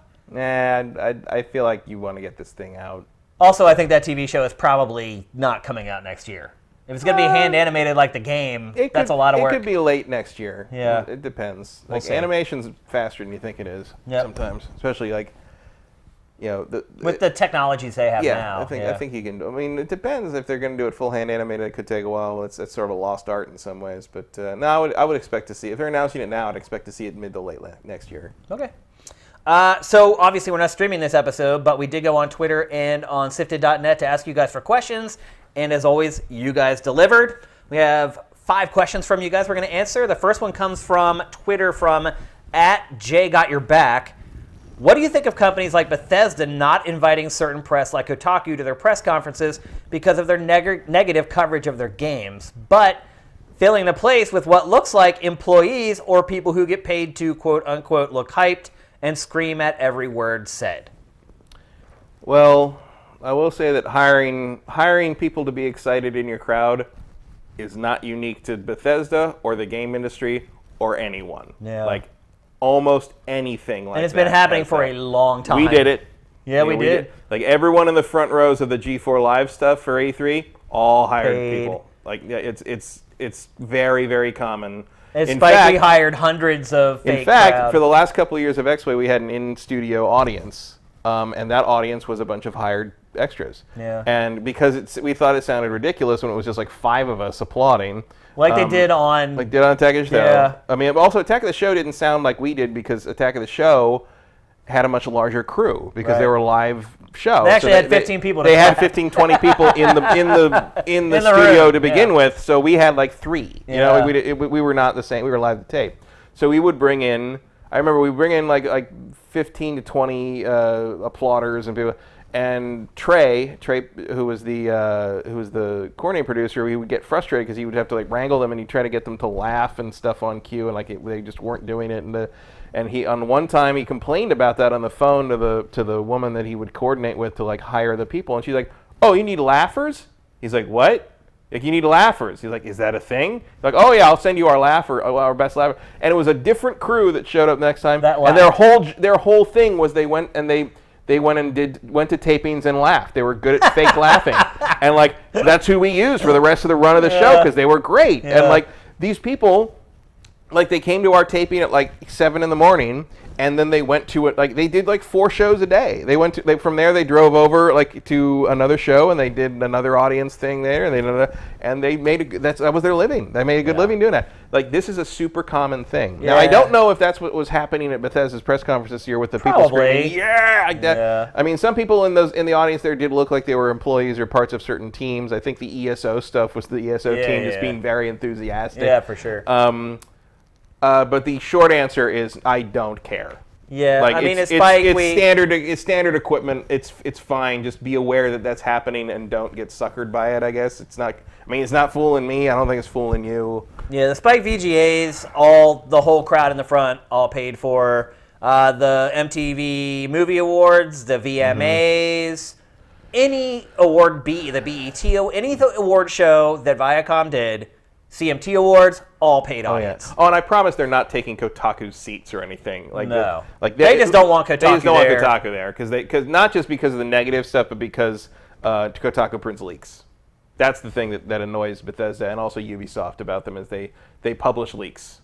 They do their jobs as journalists. Pretty much, yeah. It's really become so. This week on Pactor Factor, somebody asked a question. It was like, do leaks hurt game sales, and should journalists be doing it, and is there a benefit to do it?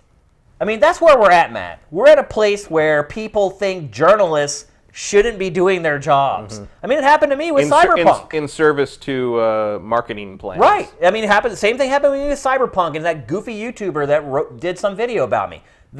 People don't want journalists to do their jobs anymore.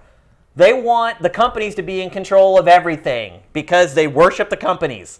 And they want the companies to be in control because they know best. It's very weird, this place that we found ourselves in. I don't think the President of the United States subverting the press helps, just in general, with people's perception of journalists and the press. I mean, this predates that. It does, absolutely. But it also, guys, gotten worse and worse as these productions have gotten bigger and bigger, and you can't control what 400 people working on your press conference thing are telling anyone. I had people calling me a shill for running that Cyberpunk stuff. I'm like, bro, a shill for what? That is the opposite of shill. Like, you need to look in the dictionary. The shill is the guy who has that and doesn't run it because he's kissing the company's ass. Like, people have no idea about what journalism is anymore, how it should function, how it has functioned in the past, what their jobs are. Like, I was flabbergasted by that question. And no offense to the person who asked it. Like, a lot of people are like you. Like, they think that the press is like this evil entity that's ruining everybody's fun. Like, I don't know. It's very frustrating to see the environment that we're in right now. Not just with games. Part of it may also just be that the gaming press has functioned as a wing of the PR for game companies forever. And that's what people expect. That's what enthusiast press is to some degree. You know, it's like you get the same thing in automotive journalism. You do. Yeah. I mean, there's a lot of industries like that. Yeah, and it's just tech, all of it. Tech, fashion, like that kind of thing. Basically, coverage of anything that is not life or death. You know, if it's just entertainment, it ain't that serious, really. Yeah. And maybe you're gonna run some scoop on like, the rumors that this person was cast in this or whatever, and or maybe you're not because you don't want to ruin your access to the real stories. You know, like Vanity Fair is probably not gonna run something like that because they have such access to the casts and behind the scenes stuff where they do all those big articles all the time in the big movies. Like, is it more advantageous to them to keep that relationship going, or is it more, or going to get them more sales or more clicks to report on this weird rumor that the studio doesn't want reported on? I mean, you bring up a good point. Like, a lot of consumers are conditioned for the entertainment press in particular to just pander. Yeah. To just do whatever it is that the publisher or the movie studio want you to do. And when someone steps outside of that, most of them will do that. And when someone steps outside of that, they're the sore thumb. They're the one that sticks out. And then they target them.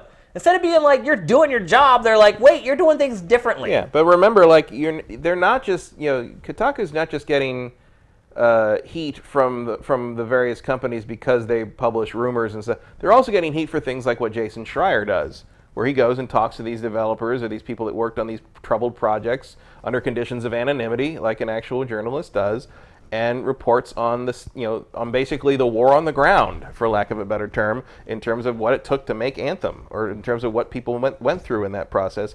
And companies don't like that kind of airing that dirty laundry is real journalism. Yeah, but but remember, if you enjoy or you want to know what's really happening behind the scenes through articles like what Jason Schreier writes, that's equally as annoying to these companies as publishing that that Watch Dogs 3 has got leaked. Like, that's up there too in terms of like, hey, we don't want, that's not part of our deal. And it's like, well, too bad, because it's part of the actual story. Right. So I would rather have people like Jason Schreier, and I don't think there's enough of people like him absolutely in gaming press, but like, I would rather be able to read that and know the truth about those kinds of things than have Kotaku go to the Bethesda press conference. Because you know what, frankly, if you're sitting at home watching the Bethesda press conference on a stream, you know just the same as anyone sitting there. You may get an interview after the press conference if you're there with somebody. But you know what? Kotaku seems to get access just fine. Yeah. I mean, I agree with you 1,000%. If it's an either-or situation where it's like either Kotaku goes to the press conference or it continues doing what it's been doing, absolutely keep doing what it's been doing. Yeah, and it's not even a question. But the truth is, they should be able to get both. Bethesda, Ubisoft, they should not disinvite Kotaku to frickin' anything for doing its job. Well, of course not, but that's just not how corporate anything works. Like, that's, it's the control of the message is paramount. I mean, it didn't end up happening, but I remember when there was sort of that little collapse of game press stuff, like G4 got canceled and game trailers shrank a bit, and like there was there was like questions of whether it would even be a thing anymore. A lot of the major publishers, the big AAA publishers, started investigating the idea of starting their own in-house media stuff. Yeah, like basically having a network in-house that would report on the industry or whatever, but really they're there to message out properly. Sort of like the Nintendo Treehouse, but Nintendo's Treehouse doesn't pretend it's a press outlet. It's a Nintendo PR thing. Yeah, I mean they do their own podcast. But basically, you're talking about like they all kind of looked into doing like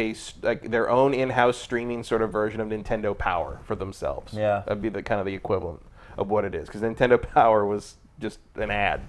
And that never really came to fruition. But that is something that they really were interested in. A lot of those companies were really interested in because they wanted control over what was being said.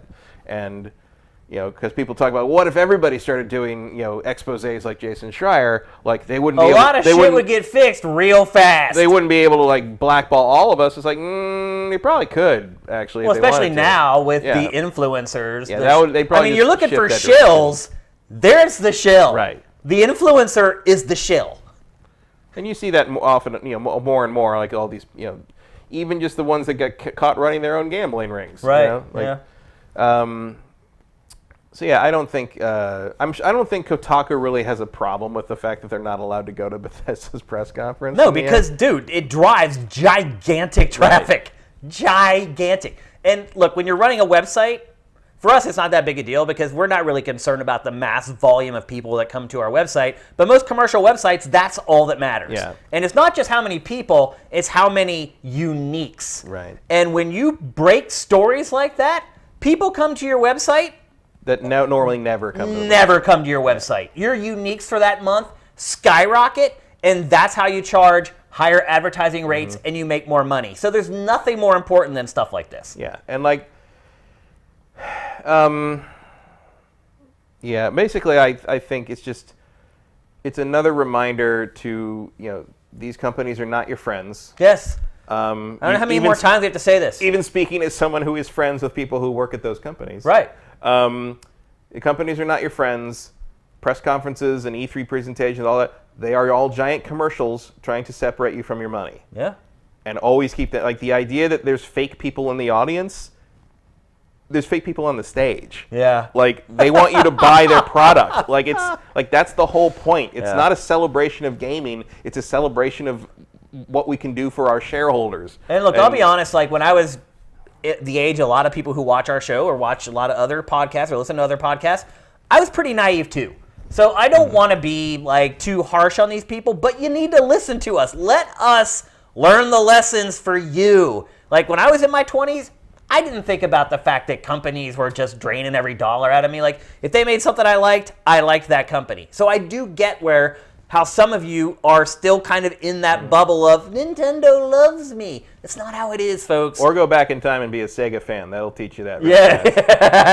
Absolutely. All right, we got to move on. Next question is from SIFTD from NeoJD. First part's for you. What do you guys think about Spider-Man Far From Home? Also, what about the new season of Stranger Things? So you tackle Spider-Man, I'll tackle Stranger Things. Well, I also saw Stranger Things. Oh, you did? Okay. Yeah. I didn't think you'd watch it. That was my July 4th thing. Was we had a big viewing party. Watched the whole season in one day. Oh, wow. I thought Spider-Man Far From Home was excellent. That's great to hear. I was really concerned. Also, especially because I loved Endgame. I love all that, but I was kind of like I felt like I think I've even said it. I felt like if you wanted to stop the MCU now, I'd be fine with it. Like I got my complete story. We told the arc. Yeah. Like it's great. But after watching Far From Home, I'm like, bring it all in. Like wow. I'm back in. I'm 100% back in. That's great. Like there's crazy callbacks in it. A character comes back from Iron Man 1. Wow. Which I bet you don't recognize who that guy is, by the way. Watch A Christmas Story again. What? the character that comes back from Iron Man 1 was the kid in A Christmas Story. What? The blonde kid with the glasses. Peter Billingsley, who was a producer on Iron Man and made a cameo in Iron Man 1. I didn't even know that. And he comes back in this one. Wow. Crazy. There's you never recognize him because he's the guy that in Iron Man 1 Jeff Bridges says Tony Stark built this in a cave with a box of scraps.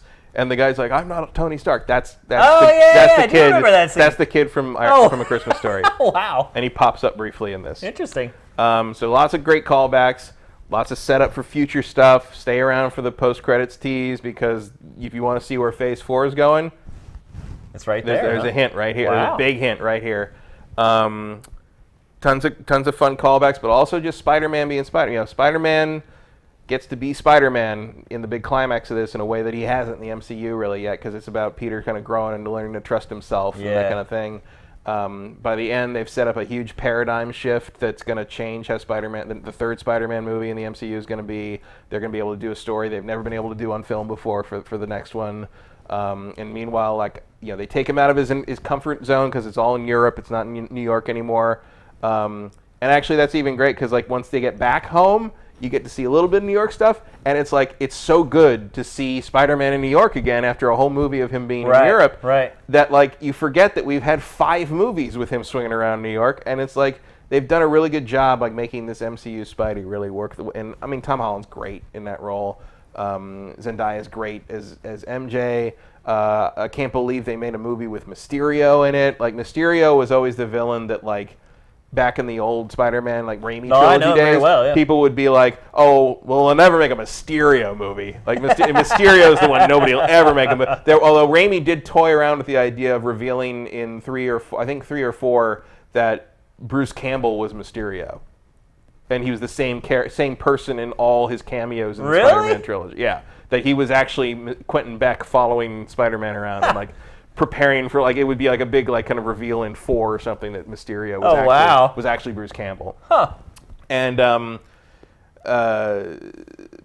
Mysterio, and so now you've got the thing where it's Sony has control of all of most of the Spider-Man villain stable with Venom and Black Cat and Morbius. God, they're making a Jared Leto Morbius movie. What a time! What a time to be alive. And they're like, "Oh, we'll take Mysterio, and we'll do it better than you," and they did. They did. It's great. Jake Gyllenhaal is fantastic in the role. If you don't know anything about who Mysterio is, they nail it, and in a way that I think will be really surprising for people that don't know the comics. If you do know the comics, it's exactly what Mysterio should be, with a little twist that makes it fit in the MCU really well. They do a really good thing. One of my big problems with the Venom movie, and I actually I think Venom is a terrible movie, but I think it's fun. It's not when I watched it. It's not I saw Batman vs. Superman and I left the theater angry. Right. I thought Venom, I'm that was bad and dumb and it wasn't really the Venom movie I want. It's not the Venom I want on screen, but I had a good time watching it. Yeah, I made it through the movie. And I felt like everybody in that movie knew they were in a bad movie and had fun with it as well, except Tom Hardy. But that's also part of the fun. Right. That Tom Hardy doesn't know that it's a bad movie. It's interesting to see. My problem with the Venom movie and the way they did it with that is I understand they kind of had to keep it separate from the MCU stuff because that's just not what the license is. But now they're talking about crossing the Tom Holland Spider-Man over with Venom in a Venom sequel, and that doesn't work because Spider-Man's villains always have to be his fault. That's Spider-Man true. accidentally creates all his villains. Yeah, I never thought about that. And just this random monster, space monster fighting Spider-Man just because they did in the comics doesn't make any sense. Yeah. This one has Far From Home is a really clever way of making Mysterio Peter's fault. And that is the hallmark of a great villain. Yeah. Same with Vulture. Vulture in Homecoming, he's not Peter's fault in the sense that he didn't create Michael Keaton's, business or anything, but Peter poking his nose into it and kind of getting too personally close to the situation is what makes Vulture dangerous, right, and what makes him a threat makes to Peter, to who Peter cares about, and to New York in general. Yeah. And so Peter Parker always has to create his own problems to some degree, and they find a really clever way of making that happen and a really clever way of solving it. So I thought it was great, and I was really just going to see it out of inertia. Yeah. I was just going, it's a Marvel movie. I'm going to go see it. Spider-Man. I like Homecoming a lot. I like Tom Holland as Spider-Man a lot, so I'm going to go see it. No, I thought it was great. Blew me away. I was not ready for it to be as good as it was. Was it as good as Into the Spider-Verse? That's a hard one. But I do think I'd call it the best live-action Spider-Man movie. Wow. All right, let's move to Stranger Things. And Stranger Things, I think we have established at times in the past that I am not a huge Stranger Things fan. That's why I fan. didn't think you would even watch it already, or would have watched it already. It's like the Game of Thrones thing. It's like if you don't watch it, you're not going to have anything to talk about at parties for this month. I don't feel like this season, though, is tracking that way. What, 40 million people watched it? Yeah, I know, but people aren't talking about it. They have for the last 2 seasons. I don't know. The first season I thought was okay. Second season I thought was pretty bad.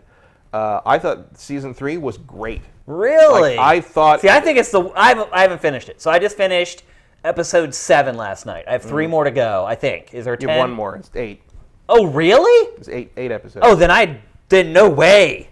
If there's only one episode left, no way. It's the worst of the three. Not even close. It's the only one that is more than the sum of its parts. It's the only one that has enough story to fill out its entire runtime. It's the only one that doesn't constantly repeat its own character conflicts without getting to any character development. All that may be true, but there are so many freaking plot holes and I found no plot holes whatsoever. Why don't they take a camera?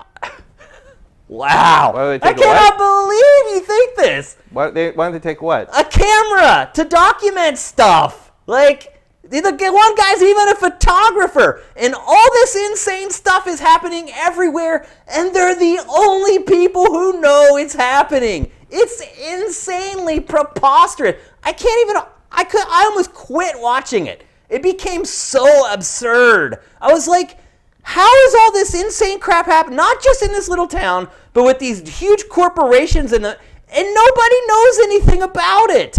It's crazy. Well, before the internet, no one could talk to each other. I lived before the internet. There were phones. There were other ways to communicate. Phones don't work. Phones don't work when you have to talk about Russians.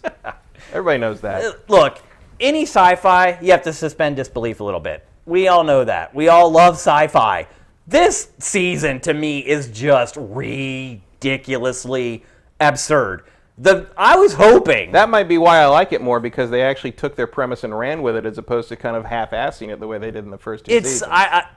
To hear there's one episode left just destroys me. They've also actually got a budget this time, which is pretty the effects are amazing. Like, I can't believe it's a freaking TV show. I think at least a third of the budget went to music licensing. I think there's that's so much music licensing. There is, but that's another thing. I think the music in the season sucks. I think they did a horrible job of plucking the tunes out of that era and those years. I could go on and on. You telling me that there's one episode left destroys me, because up until that moment where you told me that, I was like, there's 3 episodes left to save the season. And I don't think it's not terrible. If you're looking at TV, it's certainly still a top shelf television production. The production values are insane. The acting's mostly good. But to me, compared to the other seasons of Stranger Things, it is way, way behind. Well, my only point of comparison would be to remember that this is the guy who thinks season 8 of Game of Thrones is fine. So we're of a very you're watching the season 3 of Stranger Things from the dimension of the Game of Thrones season 8 that I watched, I think, because maybe you're reacting. But it doesn't seem like people. I don't know. I don't feel like I'm an outlier. Like, again, it doesn't seem like no one's talking about it. Like, no one's discussing it on social media. And I think no one's talking about it because it's season 3. I mean, it's still doing huge numbers. It is, yeah. But like the biggest ever. But there's not a lot to talk about in terms of sort of like, without spoiling everything, really. Like, it's like the character development, because people. I don't feel like there's anything that happens that feels like it's spoilerific, though. Well, I don't think so, but like there are people who think casting choices are spoilers. Yeah, that's just stupid. Yeah, but like people don't want to talk about that on like Twitter, because then you get yelled at by 100 people for 4 days. You know, like it's. But people usually there's like the first week is the grace period. I've seen a lot of talk about a week's not over yet. It came out on July 4th, right? Yeah, I guess you're right. Tomorrow will be the 11th. Yeah. But I've seen a lot of people, mostly people who are talking about Steve. Like, everyone's a fan of Steve. Steve doesn't get many of his great moments until late in the season, though. And I thought it was bad until like episode 4 or 5. Stuff started actually like happening. No, I think it moves real well the whole time. I think the characters finally have a lot to do. They expanded Joyce a lot, because Winona Ryder basically sleptwalked through the second season. But see, I think her acting's terrible in this season. Everything's like overacted. Like her scenes with that guy, like, man. What guy? I'm really her love interest, the cop. Hopper. Yeah, where they like argue back and where they argue back and forth. Like, I just feel it's all poorly acted and wrote. Like, the Russian guy agrees with you. What? The Russian guy agrees with you. That's a good joke. But I like that character too.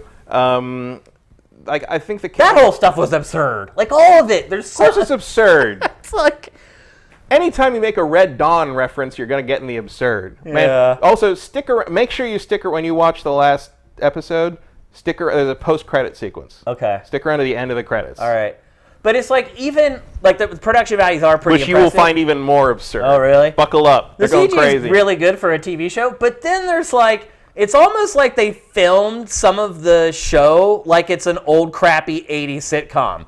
because when they're in the one base and they're trying to escape, like, he pushes a bunch of 50-pound drums, and they're made out of, like, paper mache, and they go flying into, like, the corner of the room. Like, to me, this whole season is full of crap like that. Like, just from top to bottom. And I've watched it all by myself because my wife doesn't care. So I've had to sit and watch all this by myself. I don't know if that's impacted it in any way. I don't know. I much prefer a little weird and a little schlock to, like, just the running in place they did for season 2. Like, it's the fact that, I feel like more stuff happened in season. Again, I'm not nothing done. happens in season 2. Like, everyone had. She finally discovers, like, her real power, though, and you get to see it. Yeah, but that takes 8 fucking episodes. Like, and then to do it, they have her go away for an entire episode in episode 7, where you could have sprinkled that through the whole thing.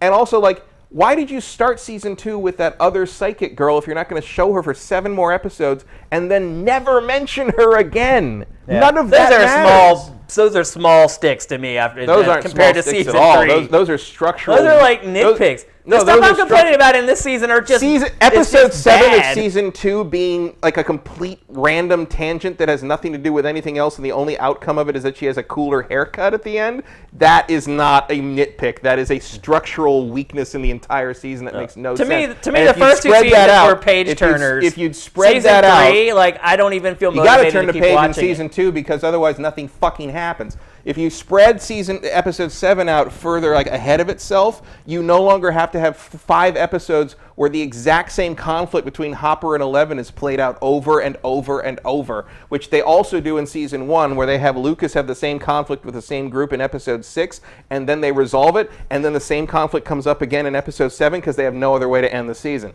Like, that doesn't happen in season 3. They came up with 8 episodes of story. Whether you like the story or not is a different question, but an oddity. The story's okay. An oddity in a Netflix series, they have enough story to fill the number of episodes they have. The other thing I don't like about it, how it's shot, is it's shot like a soap opera. So they can never just finish a scene.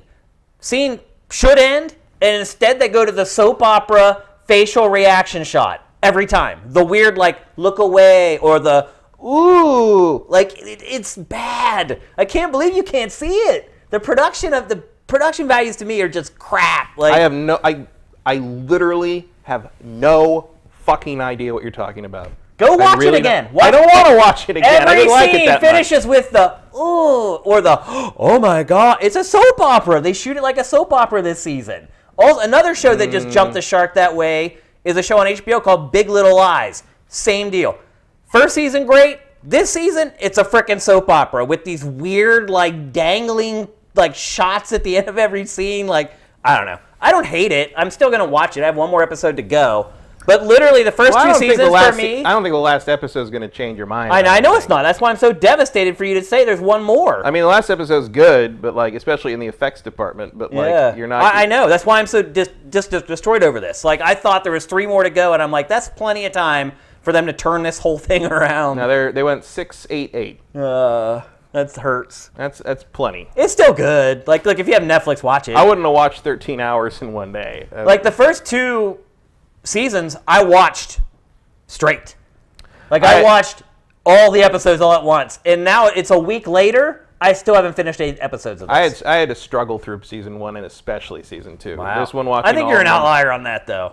Everyone I watched it with really liked it. I liked it. I liked it better than the other seasons. I just think the bar was set way higher by the first 2 seasons. I don't think the bar was barely off the ground off the first 2 seasons. Like, I don't find the first 2... I see Stranger Things has been one of the things where, like, I don't understand why everybody loves this show so much. Like, I like a lot of the characters. It's got a stellar cast. Like, the casting, it's like a J.J. Abrams movie. It's like, the cast is amazing. Do something with them. But see, you're definitely an outlier there. I mean, there's a reason why 40 million people watch season 3. It's because they loved the first 2 seasons. If the first 2 seasons were as bad as you say they are, there wouldn't be a 3rd season. Well, no, plenty of things that are bad last that long. Transformers got 5 fucking movies. Right, but like, no people watch this. It's like the most watched thing on Netflix. Yeah, well, most people watch Transformers 2 and 3, too, but they were god-awful movies, but they made $1 billion. Watching them doesn't mean you liked it. But, like, they keep coming back. But also, I think, 18.5 million people finished this season in the first few days. So about half of the people finished it. Yeah, because 40-some million watched it. 40 million watched it, 18-some million had finished it. So clearly other people don't have a lot of time, or they're in the same boat you are and trying to get to the end of it. But no, everyone I watched it with, it was a group of like seven or eight of us. Everybody thought it was great. My nitpick on it is early on in the season when I think the first episode actually, when Dustin comes home from camp because he's been at camp before the series starts. Yeah. All the robots start walking through. You see it in the trailer, like all the robots start walking through his house. One of the robots is Ultra Magnus. Ultra Magnus did not come out for another year. Oh, really? After the setting, it's set in July 1985. Ultra Magnus came out in 1986. He also didn't roll on his own, but I do believe that Dustin is the type of person to modify his robot toys to roll on their own. Or she could just be levitating them. Well, no, it's got an extra like motor in the back of it that does not exist. I'm shocked that you're caught on something like that and you haven't noticed how they shot the whole season. I did notice how they shot the whole season. It just doesn't bother me. Like I don't know what you're talking about. The soap opera thing. I would not describe it as a soap opera thing. I would describe it as true to its source material, which is 1980s like sci-fi. Like I mean, those things are not. The first two seasons were not shot that way, and it was really more about being cut that way.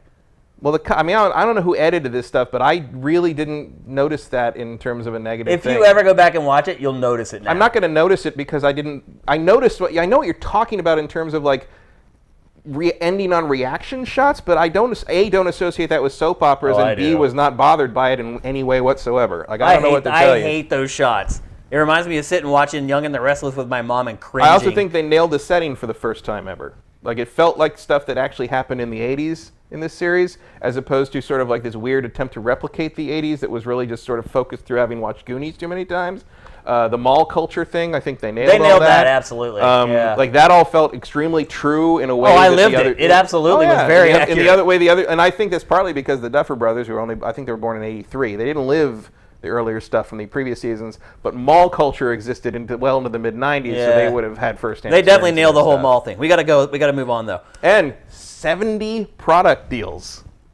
They had 70-something product placement like the new Coke scene. Well, because of all the different mall stores and all the different, they had over 70. It was fun seeing all those old stores that used to exist. It was great. Sam Goody. It was great to see Sam Goody again. Orange Julius actually still exists, believe it or not. Orange Julius is still good. They got one up in the Glendale Galleria. It's good. We got to move on. Next from Twitter, Ian McGar. Some Instagram gamer girl is selling her bathwater and it's sold out for 30 quid. Discuss. People buy anything. They will. All I'm going to say is... I take that girl as basically satire, and I think she's doing a great job. All I can say is if I could sell my bathwater for 30 quid, I would sell it. Next. That is a definite profit. Absolutely. Next up from SIFTD, from Derek D. In the Wall Street Journal, when speaking about the PlayStation 5, a Sony exec said, Sony, quote, Sony sees Microsoft as its main competition, with Google a potential threat in the mid to long term as internet technology evolves. The Nintendo Switch is not really considered a major competitor because most of its owners are children with less disposable income to spend on games, end quote. I kind of agree. What about you guys? Absolutely. Yeah. Like the Switch is not in the same market, essentially. Yeah. I think it's hard for Nintendo fans to admit it, and I think it's been hard for Nintendo fans to admit that for a long time. Mm-hmm. But it is true. Like, the vast majority of people who buy Nintendo games are adults buying them for children. Mm-hmm. I mean, that's just the truth.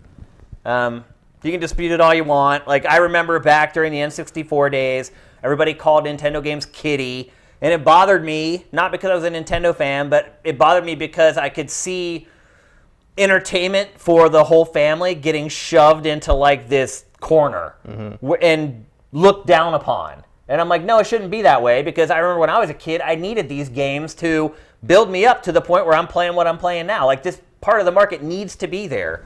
But it is the truth. I mean... Yeah, I mean, I would say Nintendo games are more for all ages than for kids.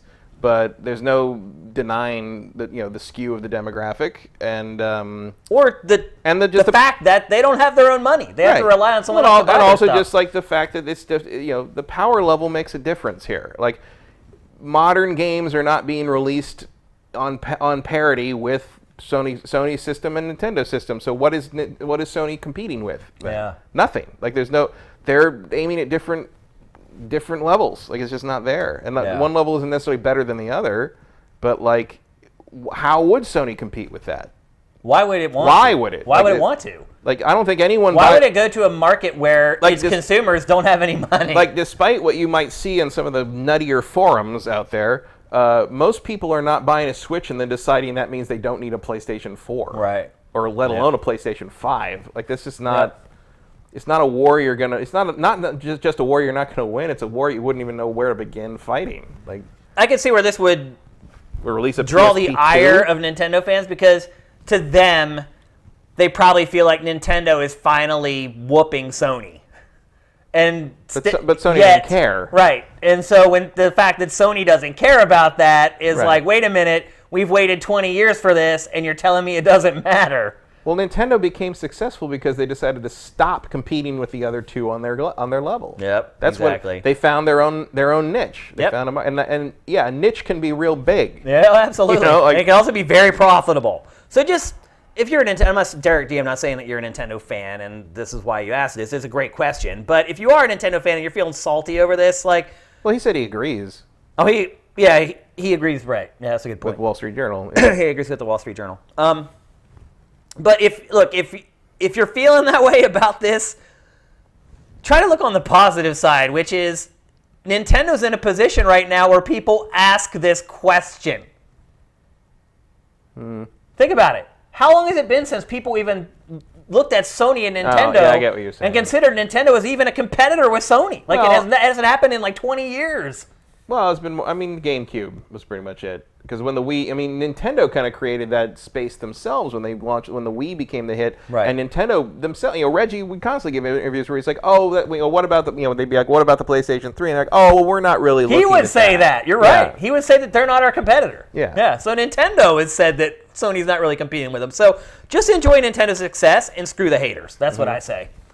Last question from Mike's Q. Why is the summer break so neglected by game publishers? It's notorious for being a drought. Is there a business reason for it, or is it just vacation? What is your favorite repeat game? When you need a comfort food game, what do you snack on? I mean, I think that the so-called conventional wisdom is that families go on vacation, they go off and do outside things, and that, like, your bigger market is going to be in the colder months when people are inside playing stuff. It's just simple logic, really. And don't give me no Switch crap on that.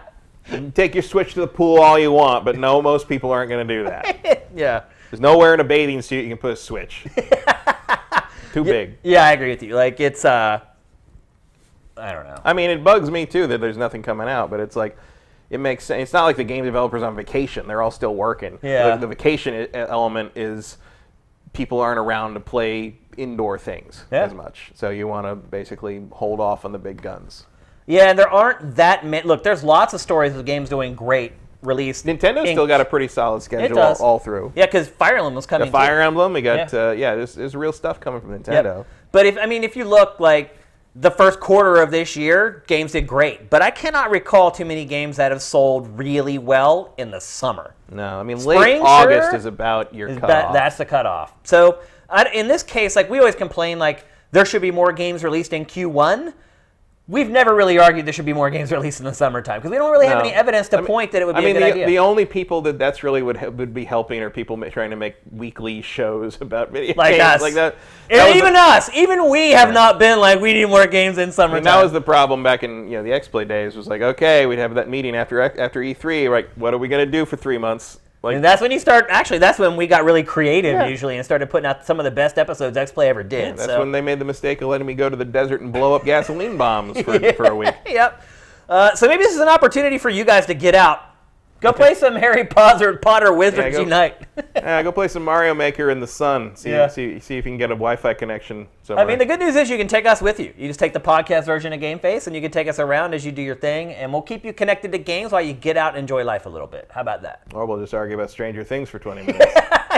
Yeah, we just added 30 minutes onto this show and about 3 hours onto render time with our Stranger Things. It was pretty short. Yeah, it was. It was only a 2-hour show until somebody asked about movies and Stranger Things. Yep.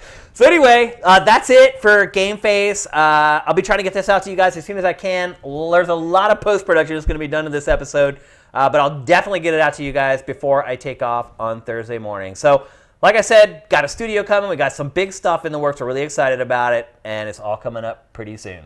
Everything's coming up Millhouse. Yeah. So we'll see you late next week for another episode. GameFace is up and out.